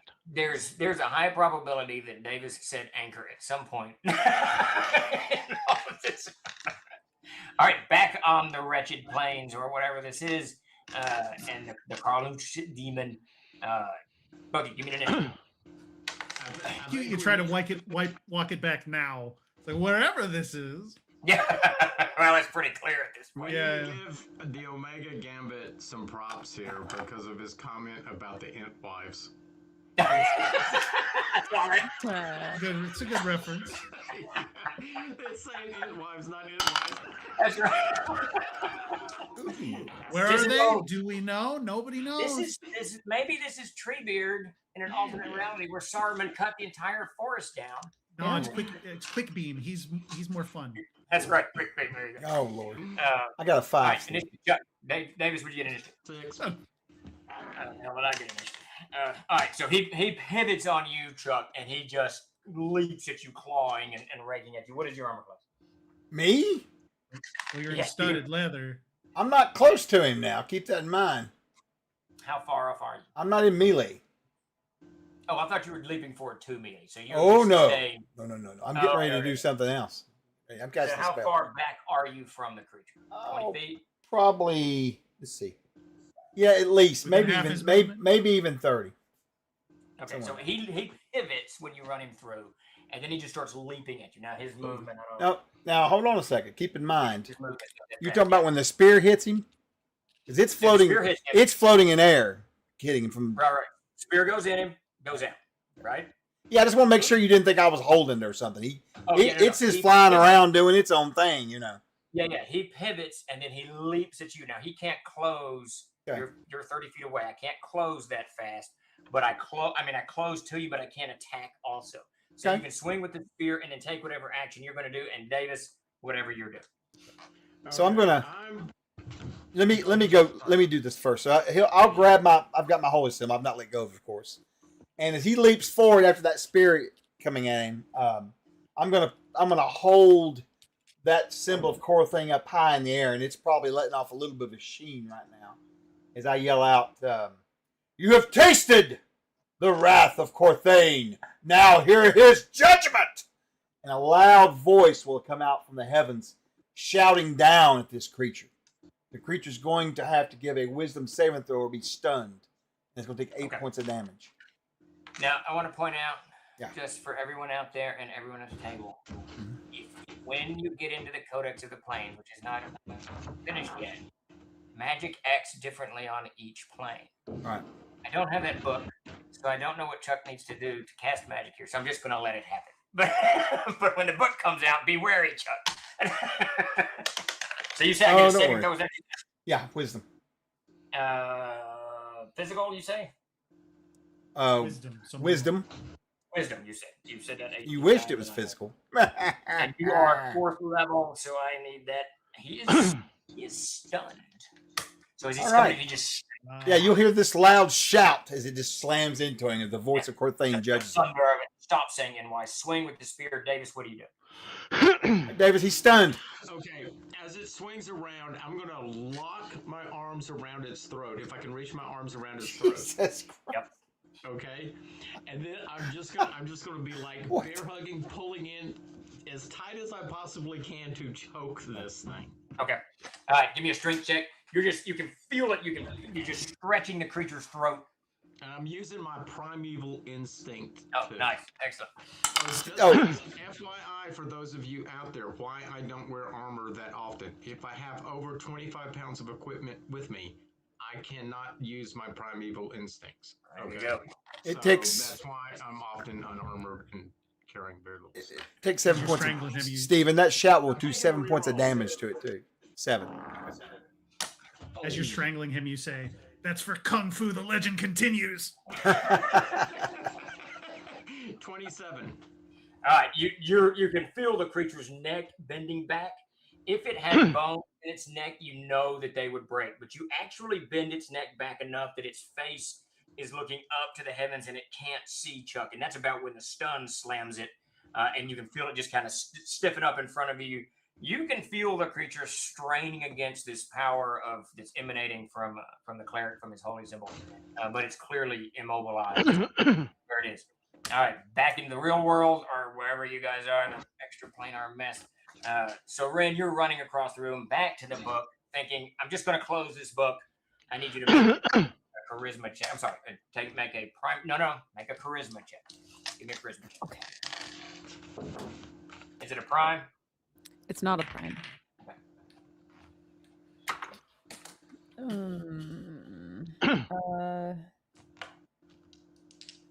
Oh dear.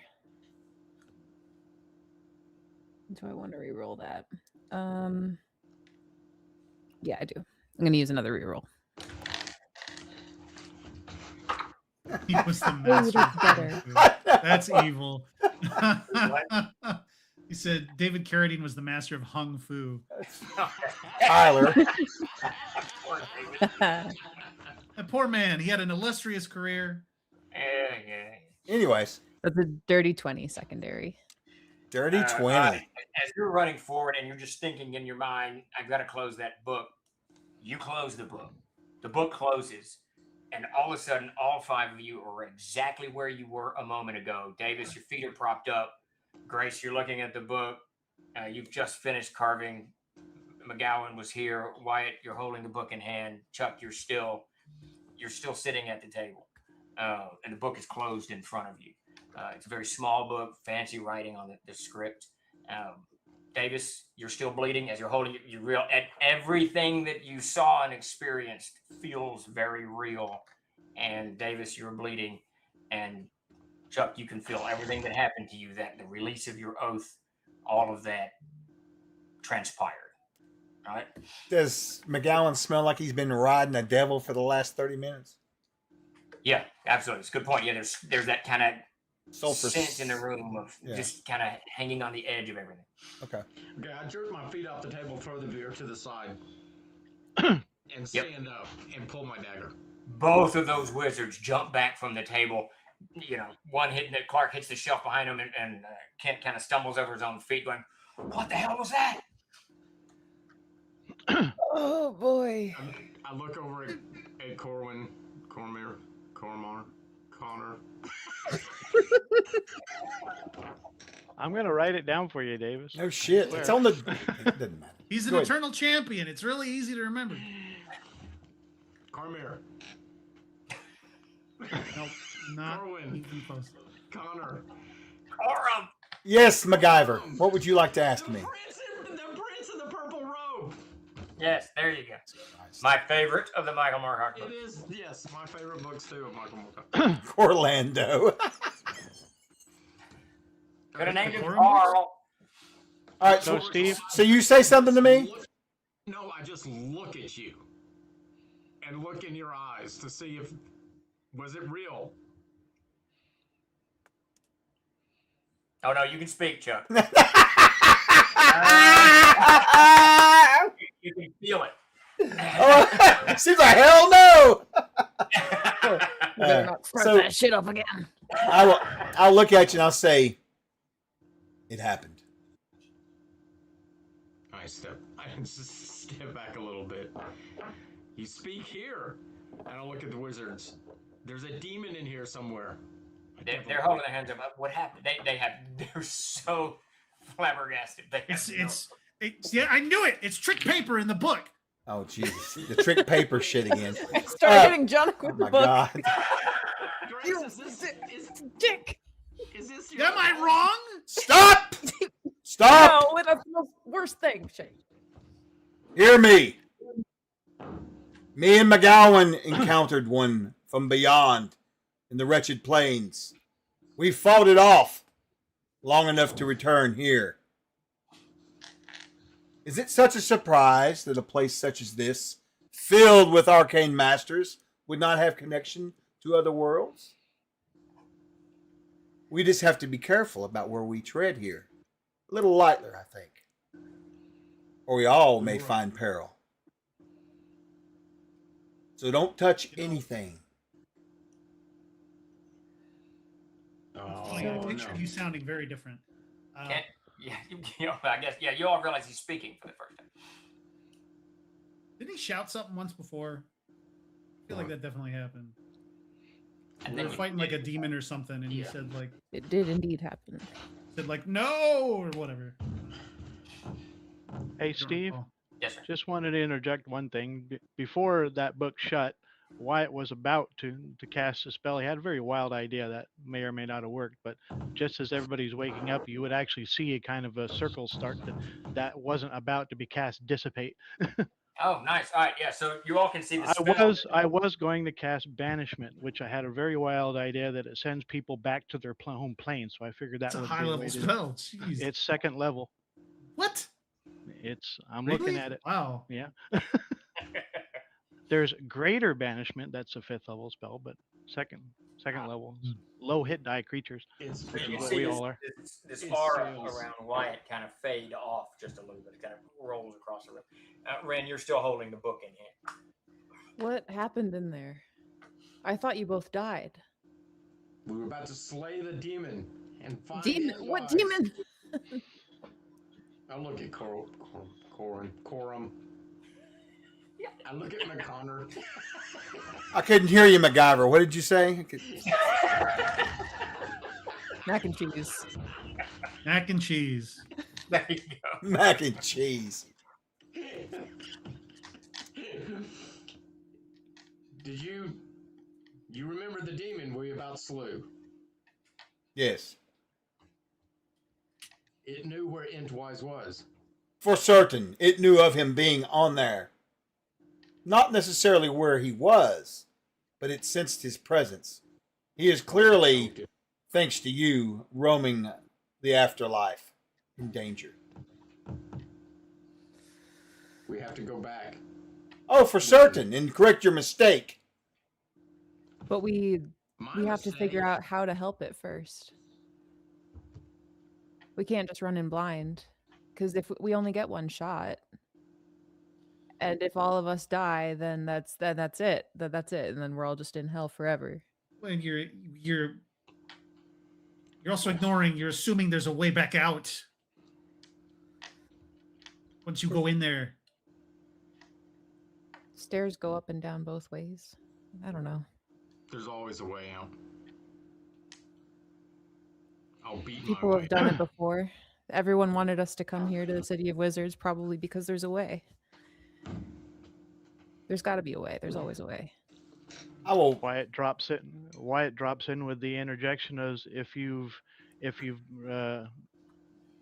gained the wrath of the gods, you just need to atone.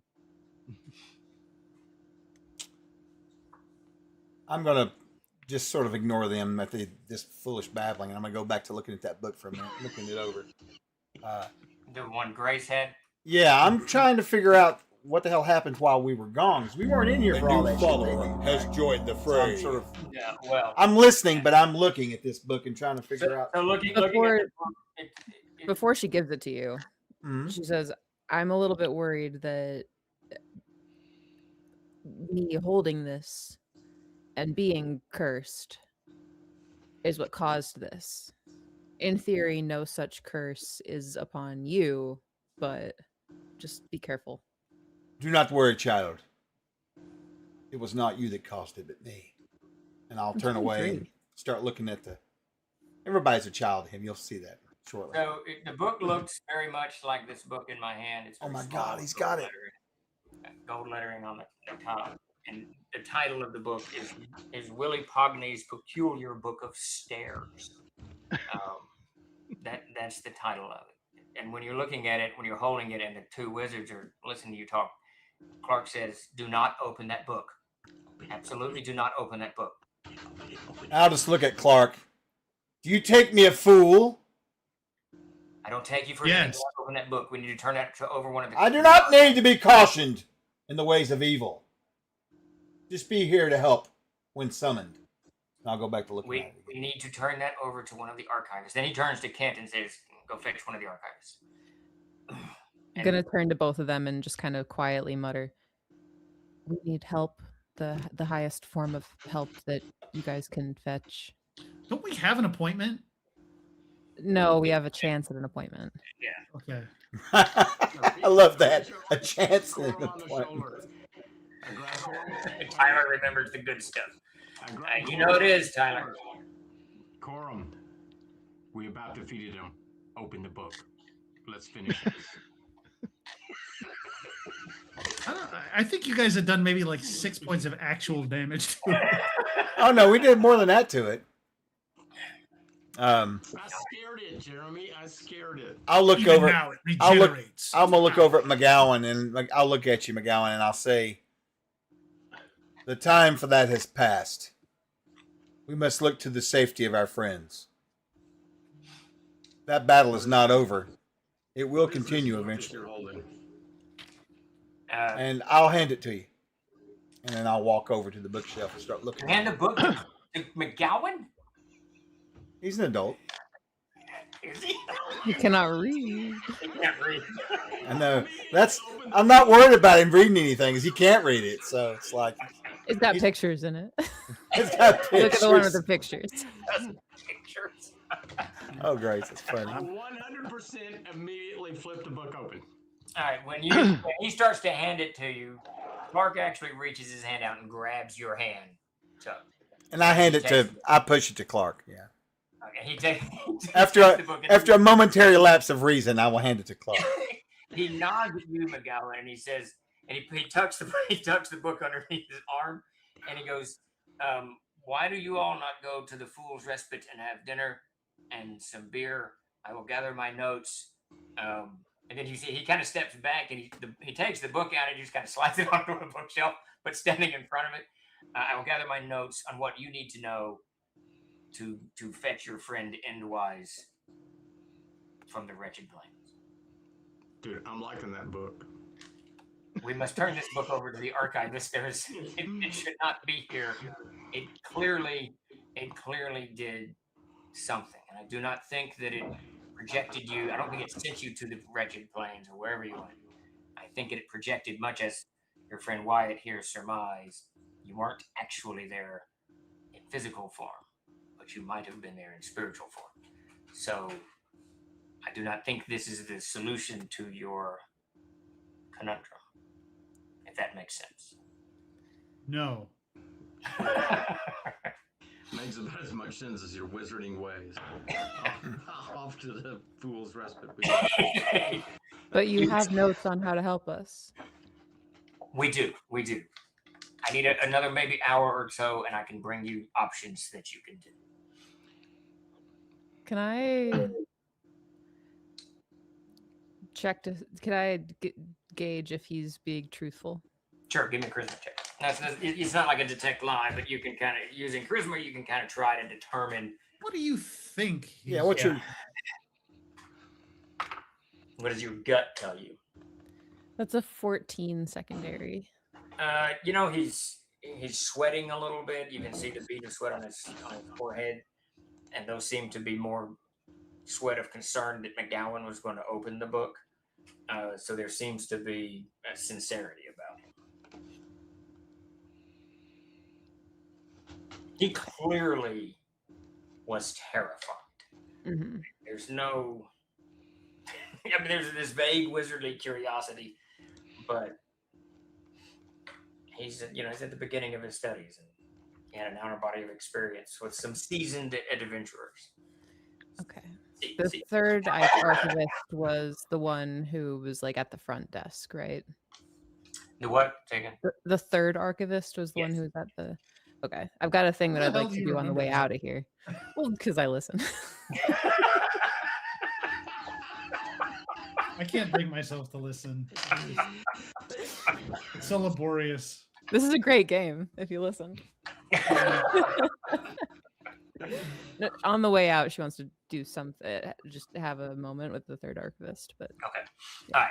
So you all start leaving the library. As you leave, she's there. She's actually standing up. Do what? What?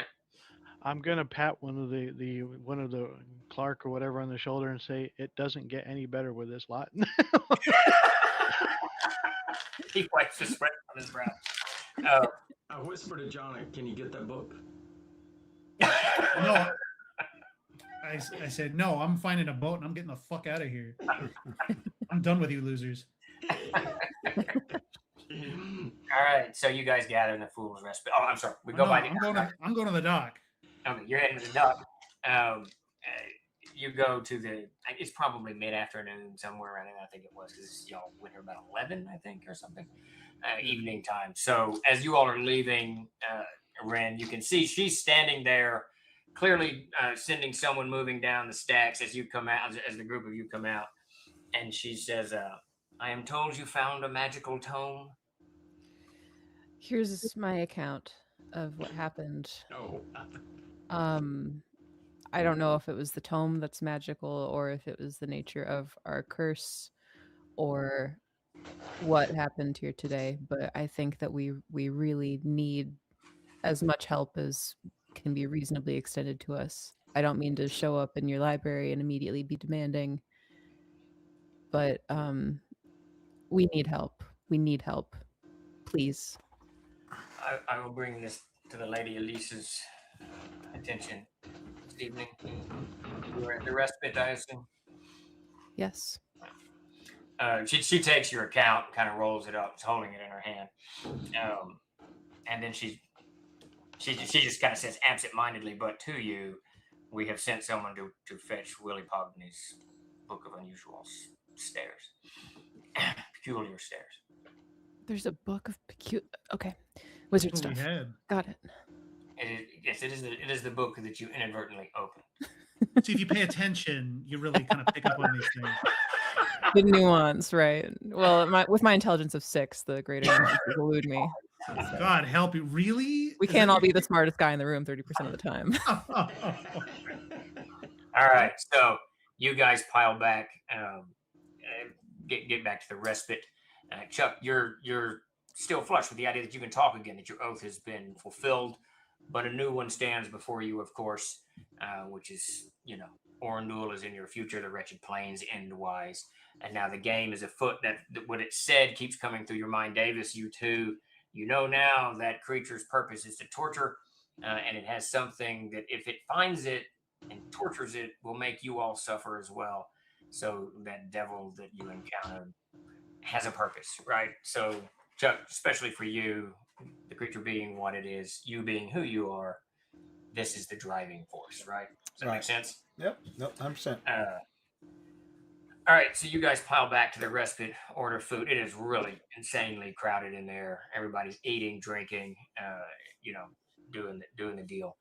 I'll assume that you guys just do that. Normal. Do we want to take it's? We're going to shut down in a few minutes. Do we want to take a quick break or just barrel on through? Let's just barrel. Two comments. One, Grace. Wait, your character has a 6 intelligence. Yeah, this is the whole reason why she's been. You're trying to teach McGowan to read and write, so you're teaching him all wrong. Right. Exactly. Well. Here's the thing. She doesn't know anything about the world, but she was taught how to read and write.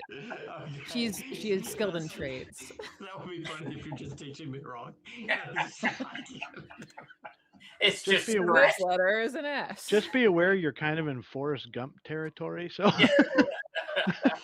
And Kent, do they have does the Fool's Respite have T-shirts?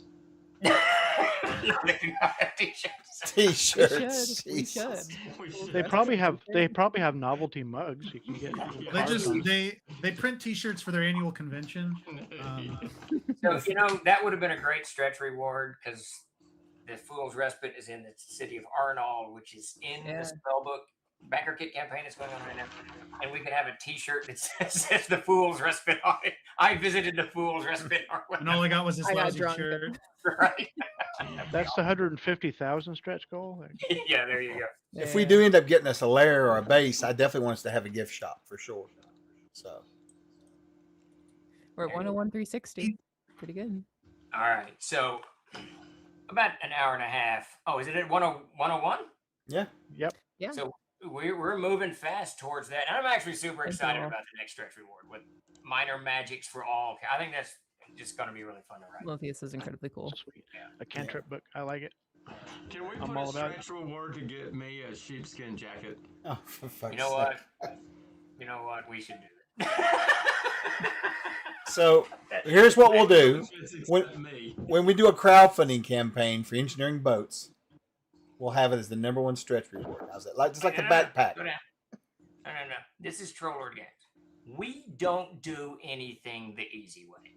Oh, So okay. Fair. if it's going to be a stretch reward for a sheepskin jacket, it's like Davis said earlier, we're going to buy you a sheep, Davis, and some cheers. Oh, We don't do anything easy. We don't do anything the easy way. You should see us build things. Drive hammers in with our or nails in. It's the troll way. All right. So within an hour or so, now we're not going to do a whole lot of role playing here. He's going to come back and tell you these are the options that they have discovered. The first is to find the body, in this case, the face of the creature, and lay it to rest in hallowed grounds. And to find Inwise's face on that goblin, that would entail returning to the Darkened Fold and hunting that shaman down. Jeremy's already like, that's a terrible idea. You left the island, so I mean. The other way is to find her.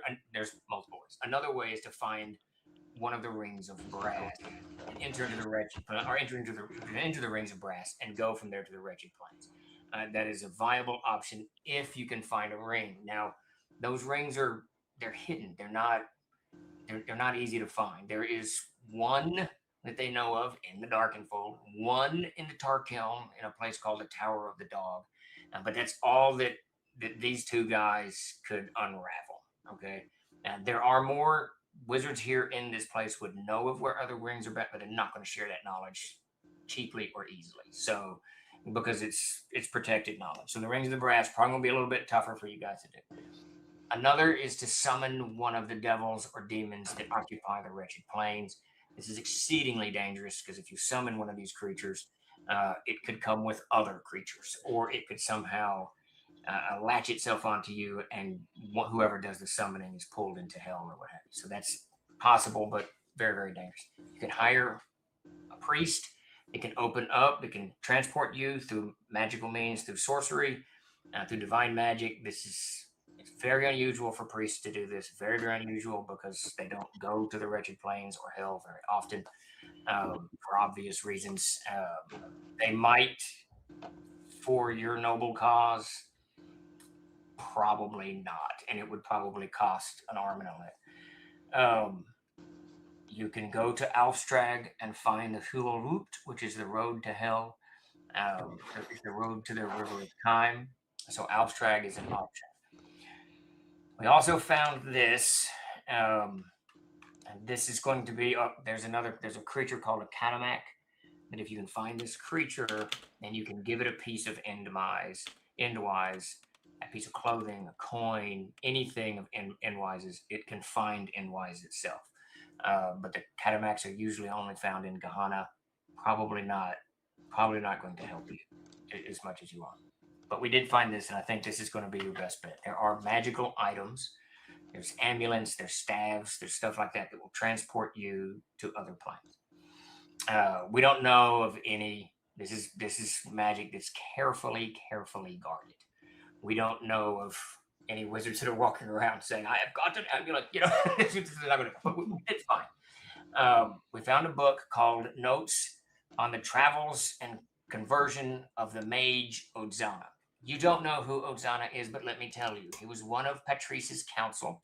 And those of you who are schooled, it's real quick.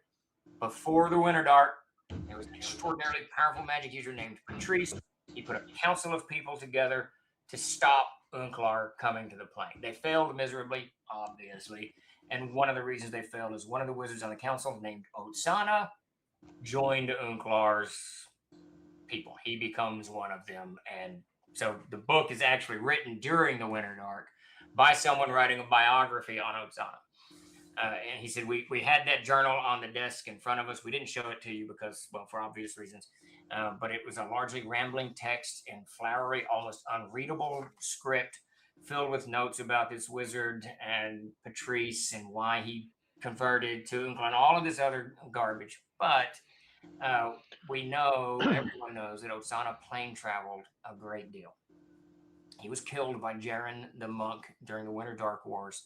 And so all of his stuff was gone. We found in this journal, let's see, and he starts rifling through his notes. Next to one of the discussions of plane travels, it says, the vestibule of his knowledge, a magical cube, was kept in a vault in the high reaches of Mount Hindring. Now, this is crossed out. Mount Hindring is crossed out, and it says Mount Hayden. And the only reason that I think that this information is truthful is someone at some point in the past 60 years marked out Hindring and put Hayden there. And it would just be an odd thing for someone to do otherwise. So I'm guessing some scholar or somebody just corrected that Otsana's lair was not at Mount Hindring, but was in Mount Hayden. Mount Hayden is across the Sea of Shanal, in the arid lands of the mountains there. Was anyone taking notes? No, Mental but notes. this is suddenly like a ray of clarity. This is the first time in this entire game where I know what the fuck he's talking about. That's hilarious. It's been total nonsense, but he mentions that cube. I'm like, oh,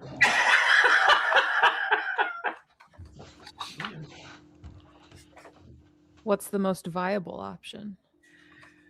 If you have a lot of coin, finding a rogue priest who would take you there. But you're going to need lots of coin, probably upwards around 10,000 crown, something like that. And they're going to want to command the X. There's going to be a reason for them to go. So they're going to have ulterior motives to bring you there. Will that be cheaper or less dangerous than just going back to the Darkenfold and fighting goblins? I think the hard part for you finding those goblins, you're assuming that shaman is still alive. You're going to have some kind of sorcery that finds that the mace. Is that what you said? He put his face on a mace. That could be laying in a river somewhere. It could have been burned up in fire. I think that option is. Yeah.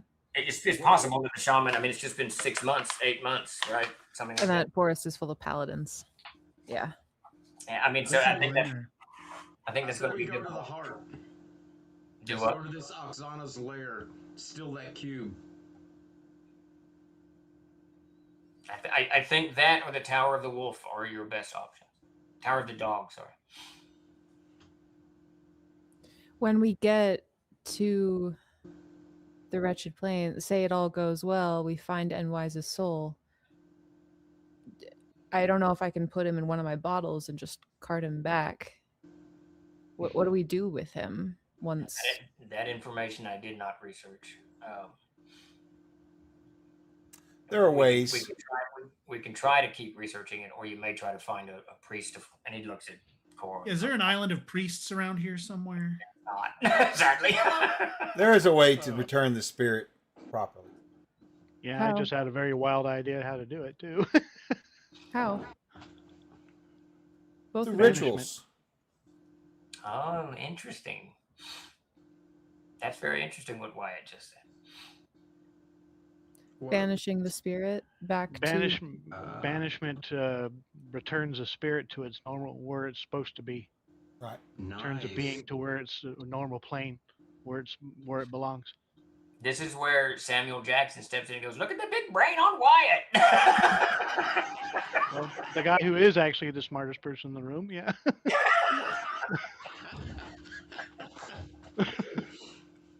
So Clark holds his hands up. Perhaps that is your solution to freeing the soul. We just have to locate it. And now there's an extra speedy time limit on it, because if the creature that you guys fought gets his hands on Endwise first, then we all suffer. Well, Imwas will definitely suffer, for he will never find peace. He will be devoured. But the same for the three of us. Yeah. A new subscriber. Prepare for battle. It is certainly a possibility. That is for sure. I say we charge that one right for the heart and go find that beast and kill it. That would be the most direct way, but we would have to We would have to make sure we considered M-wise too. I would worry about spending all of our effort fighting something only to be too exhausted to fight our way back out. That's a worry I don't have. I mean, Ren, there is nothing greater than the glory of fighting evil. Never forget that.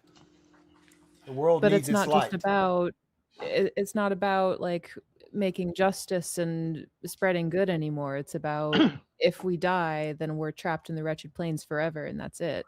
But No one Even else if will you do speak it for us. You're right. Even if we die, even if we don't die, you're assuming we can get back out. But if not, Well, then we get to spend eternity battling evil. That's not so bad. well, we can actually get back out. Yeah, Clark. I've seen the math on that up close. It's not really in our favor.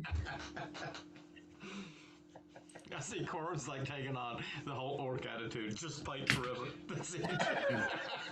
Yes. Where do you see yourself in 5 years? Dead. Fighting evil. Glorious evil.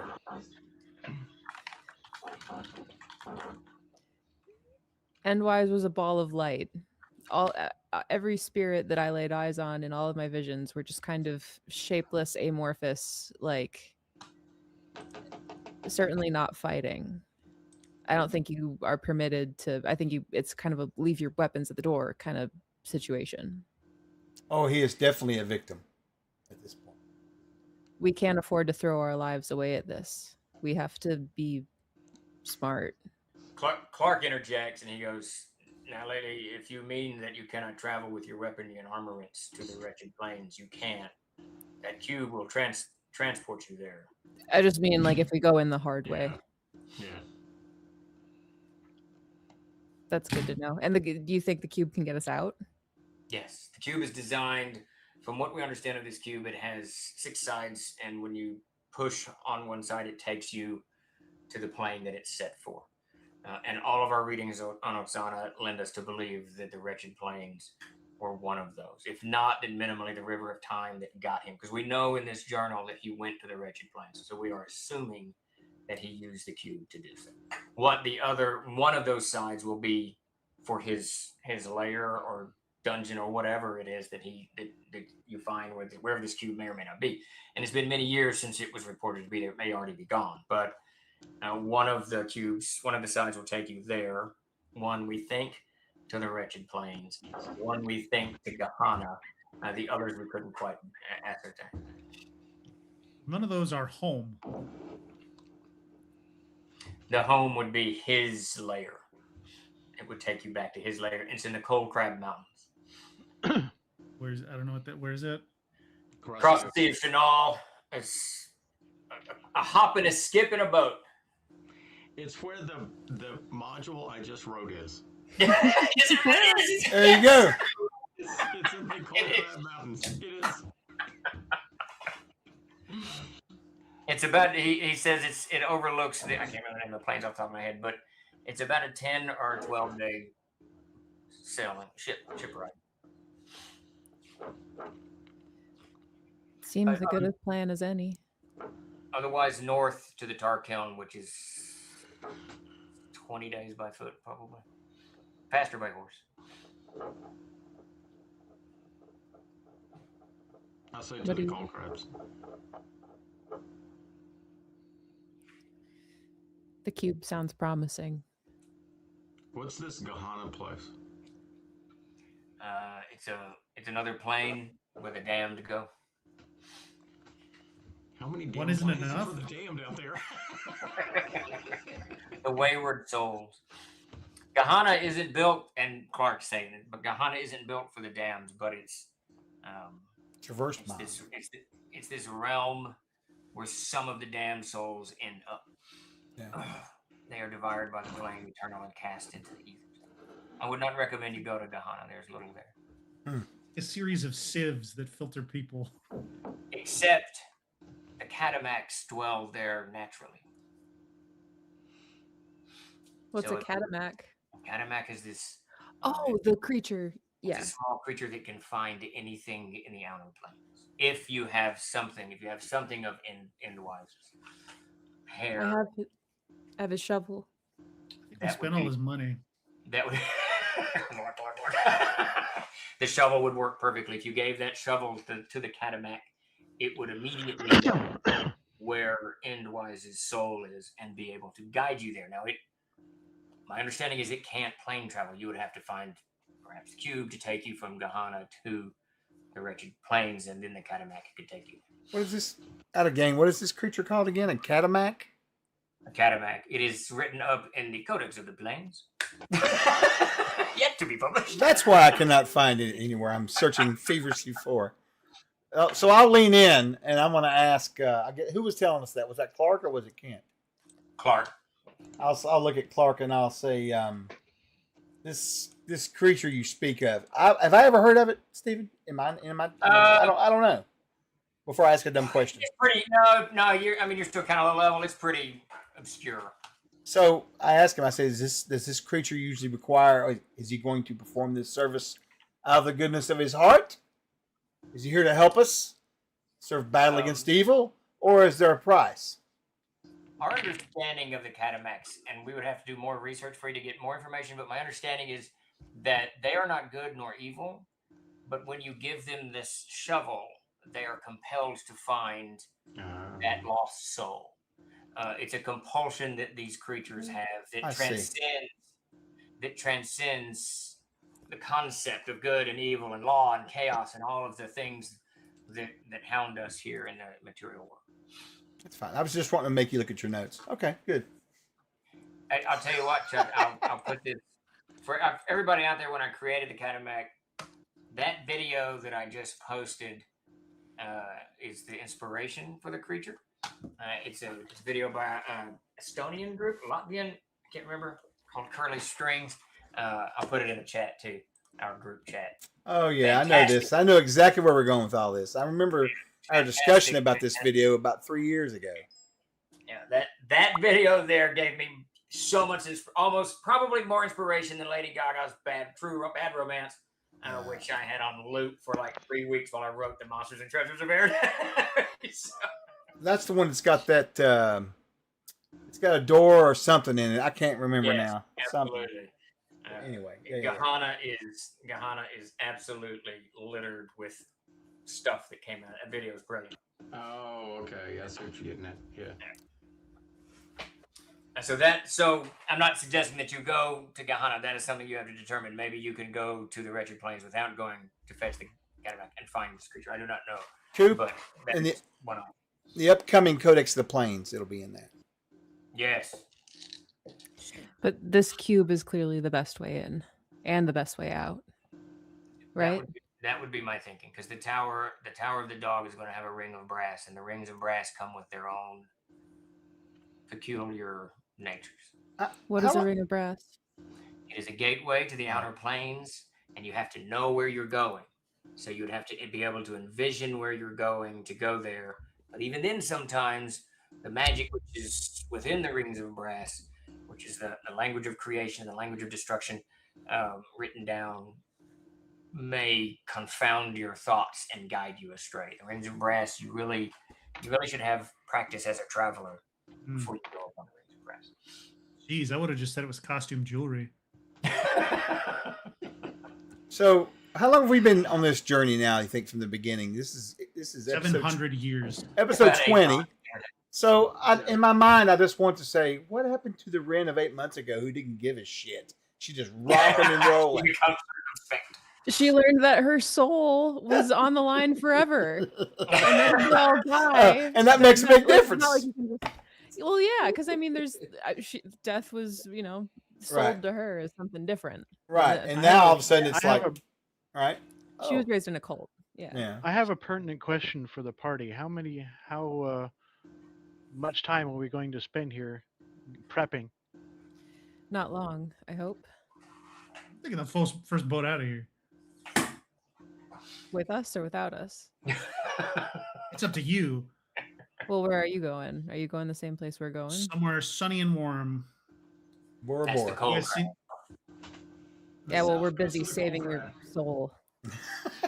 Yeah. Here's the way I see it. I could not meaningfully affect the outcome of these events. But you guys seem pretty capable and confident. So if you guys can do it and sort it out, all the better for me. What makes you think you couldn't? Drinking at the bar. I love it so much. I'm a realist.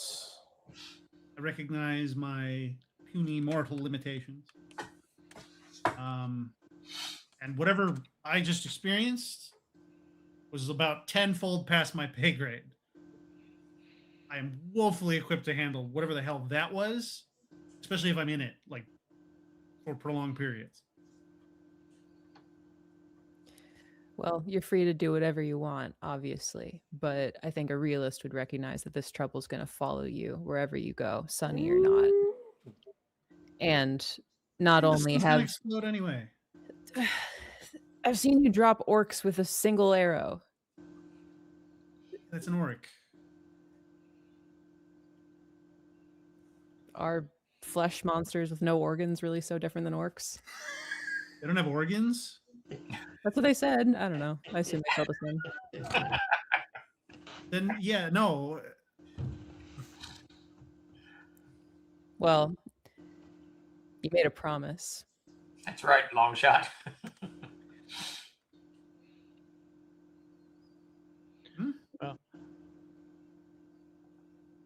My question is because I wanted to do some little poking around into something that might help. That's why I was wanting to know how long you were going to be here. How quickly can you research? I just need to go dip through the library to go find out some information. If I ask the right people, I'm sure they can find it for me. That'd be good. I'm really hoping that we hear back from the first archivist too. Well, we're going to be here at least that long to be able to meet up with this person, and it's not going to be instantly. So, overnight at least. The opportunity I need is to go back into that library and go look for things. Of course. There's no reason to rush. We can stay a few days. All right. I don't need to be here a year. I'm just saying I need to be here for a little bit. There's no time on the Richie Plains. So. Don't worry, Jonik. We'll make sure you're well taken care of here. Nothing bothers you. Enjoy the beach. She stands up and goes to her bunk. Enjoy the beach. I ordered Jonik like a hilarious, plate of the Grace. best food that they got and some beer. There you go. Now you got a full belly. And get this man a private room. I think you got it self. He needs I a did. massage. I sure as hell did. All right, I think that's where we're going to stop. We'll pick up next week with meeting the first archivist as your approved stand to her, and then we will Wyatt's research and off on the road to the cold ground. What would be much funnier is if the head librarian was like, "Oh no, I'm not seeing anyone. Sorry, no." I just clocked out. Sorry. Listen, I'm only here for 2 more weeks, and I have like completely checked out. You're just gonna have to wait for the next one to come in. I'm just not taking on any new clients right now. He's an old stoner. All right, so Chuck, are we doing giveaways? What are we doing? We are. Let's get these things done. I'm going to shut this out.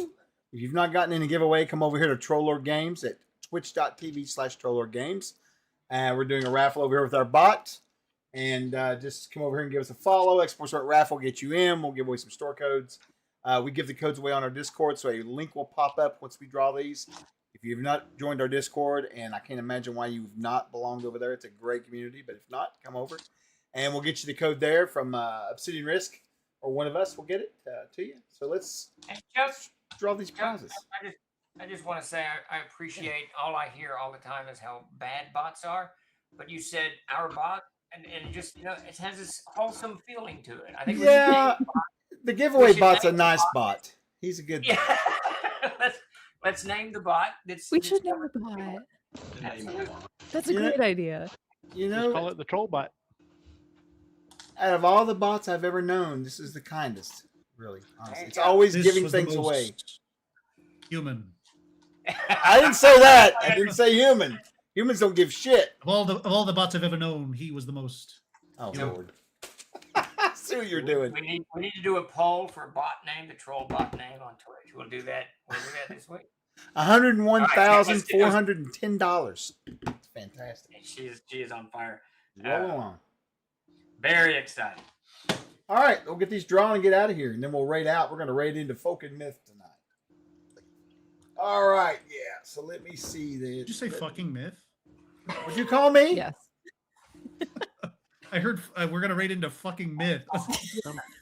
Somebody's hearing is hit or miss. That's for He, sure. you know, he is the oldest young man I've ever known. And Ah, there we go. All right, I'm going to stop this. Closing these entries out now. Here we go. Boom. Right. Let me refresh because this never works. Thank you, Alan. Thank you, Alan. What did Alan say? We're thrilled. thank He said you, brother. congrats on the full color. Yeah. All right, so the first couple codes I'm going to pull off of here are $15 codes straight off the store. All right, and here we go. First one is, the Omega Gamut. There you go, Omega. There you go. Classic. Congratulations. Our second winner for $15 is the Fine Line. What's up, Devin? And then It's not a thick line; it's a fine line. that's right. Then we're going to pull one more here. Just so you guys know, tomorrow we're going to have a huge shutdown stream, I guess you call it, or whatever, the end of the campaign. So we'll be giving some more giveaways tomorrow, too. So make sure you come by for the streams tomorrow. Anyway, for our final $25 winner, it is going to be, look at that, Pastor Welby. Congrats. All right, congrats. All right, I can't believe it. I'm going to set us up a raid. Anything else you want to say in passing, Steve? Real quick. Thank everybody for coming out and watching us ramble through the stare of foreverness. What did Jeremy call it? And thanks everybody for supporting the 7,000 mile. This is It's Jacob's Ladder. Come on. Jacob's Ladder. There you go. This thing is doing fantastic, way Yeah. beyond our expectations. So we're just extremely jazzed. I mean, and we've already begun working on it. Yeah. It's true. Deep I've into got- the elemental spells. I've got 4,000 words or 6,000 words written already for the whatever you had me do. And the whatever stretch goal was it? Whatever. I can't remember it all. Yes, very good. All right, yeah. So we'll catch you guys on our next stream. I am not sure if we'll have our AMA tomorrow evening. He may be traveling, but we're going to be here tomorrow for our close down. We may even be here in the morning for a little sneaky stream as well. I forgot all about that. And yes, I think the Cooper, you asked about the PHP collectors bundle. I think it's still on the pre-order right now. Yes, it is. It's soon to be So released. the collector's bundle. So where we are on the collector's bundle, very, very quickly. I got to Yeah. get the copies up to Davis so he can get this John Hancock in them and back down to here. Yeah. Heading up tomorrow to take care of that. I'll be back here Thursday. Dakota and I have everything locked and loaded. All we needed is those books. So Friday we hope to get if all of them, if not all of them, at least half of them out. Yeah, we'll get them out for sure. All right, with Raid that, we're time is gonna almost up. raid into Folk and Myth. Give these guys a follow if you will. We work with them some. Bleak's got a great crew over there, and they're playing looks like some Shadowrun actually. Awesome. All right then. Well, thanks everybody again. We'll catch you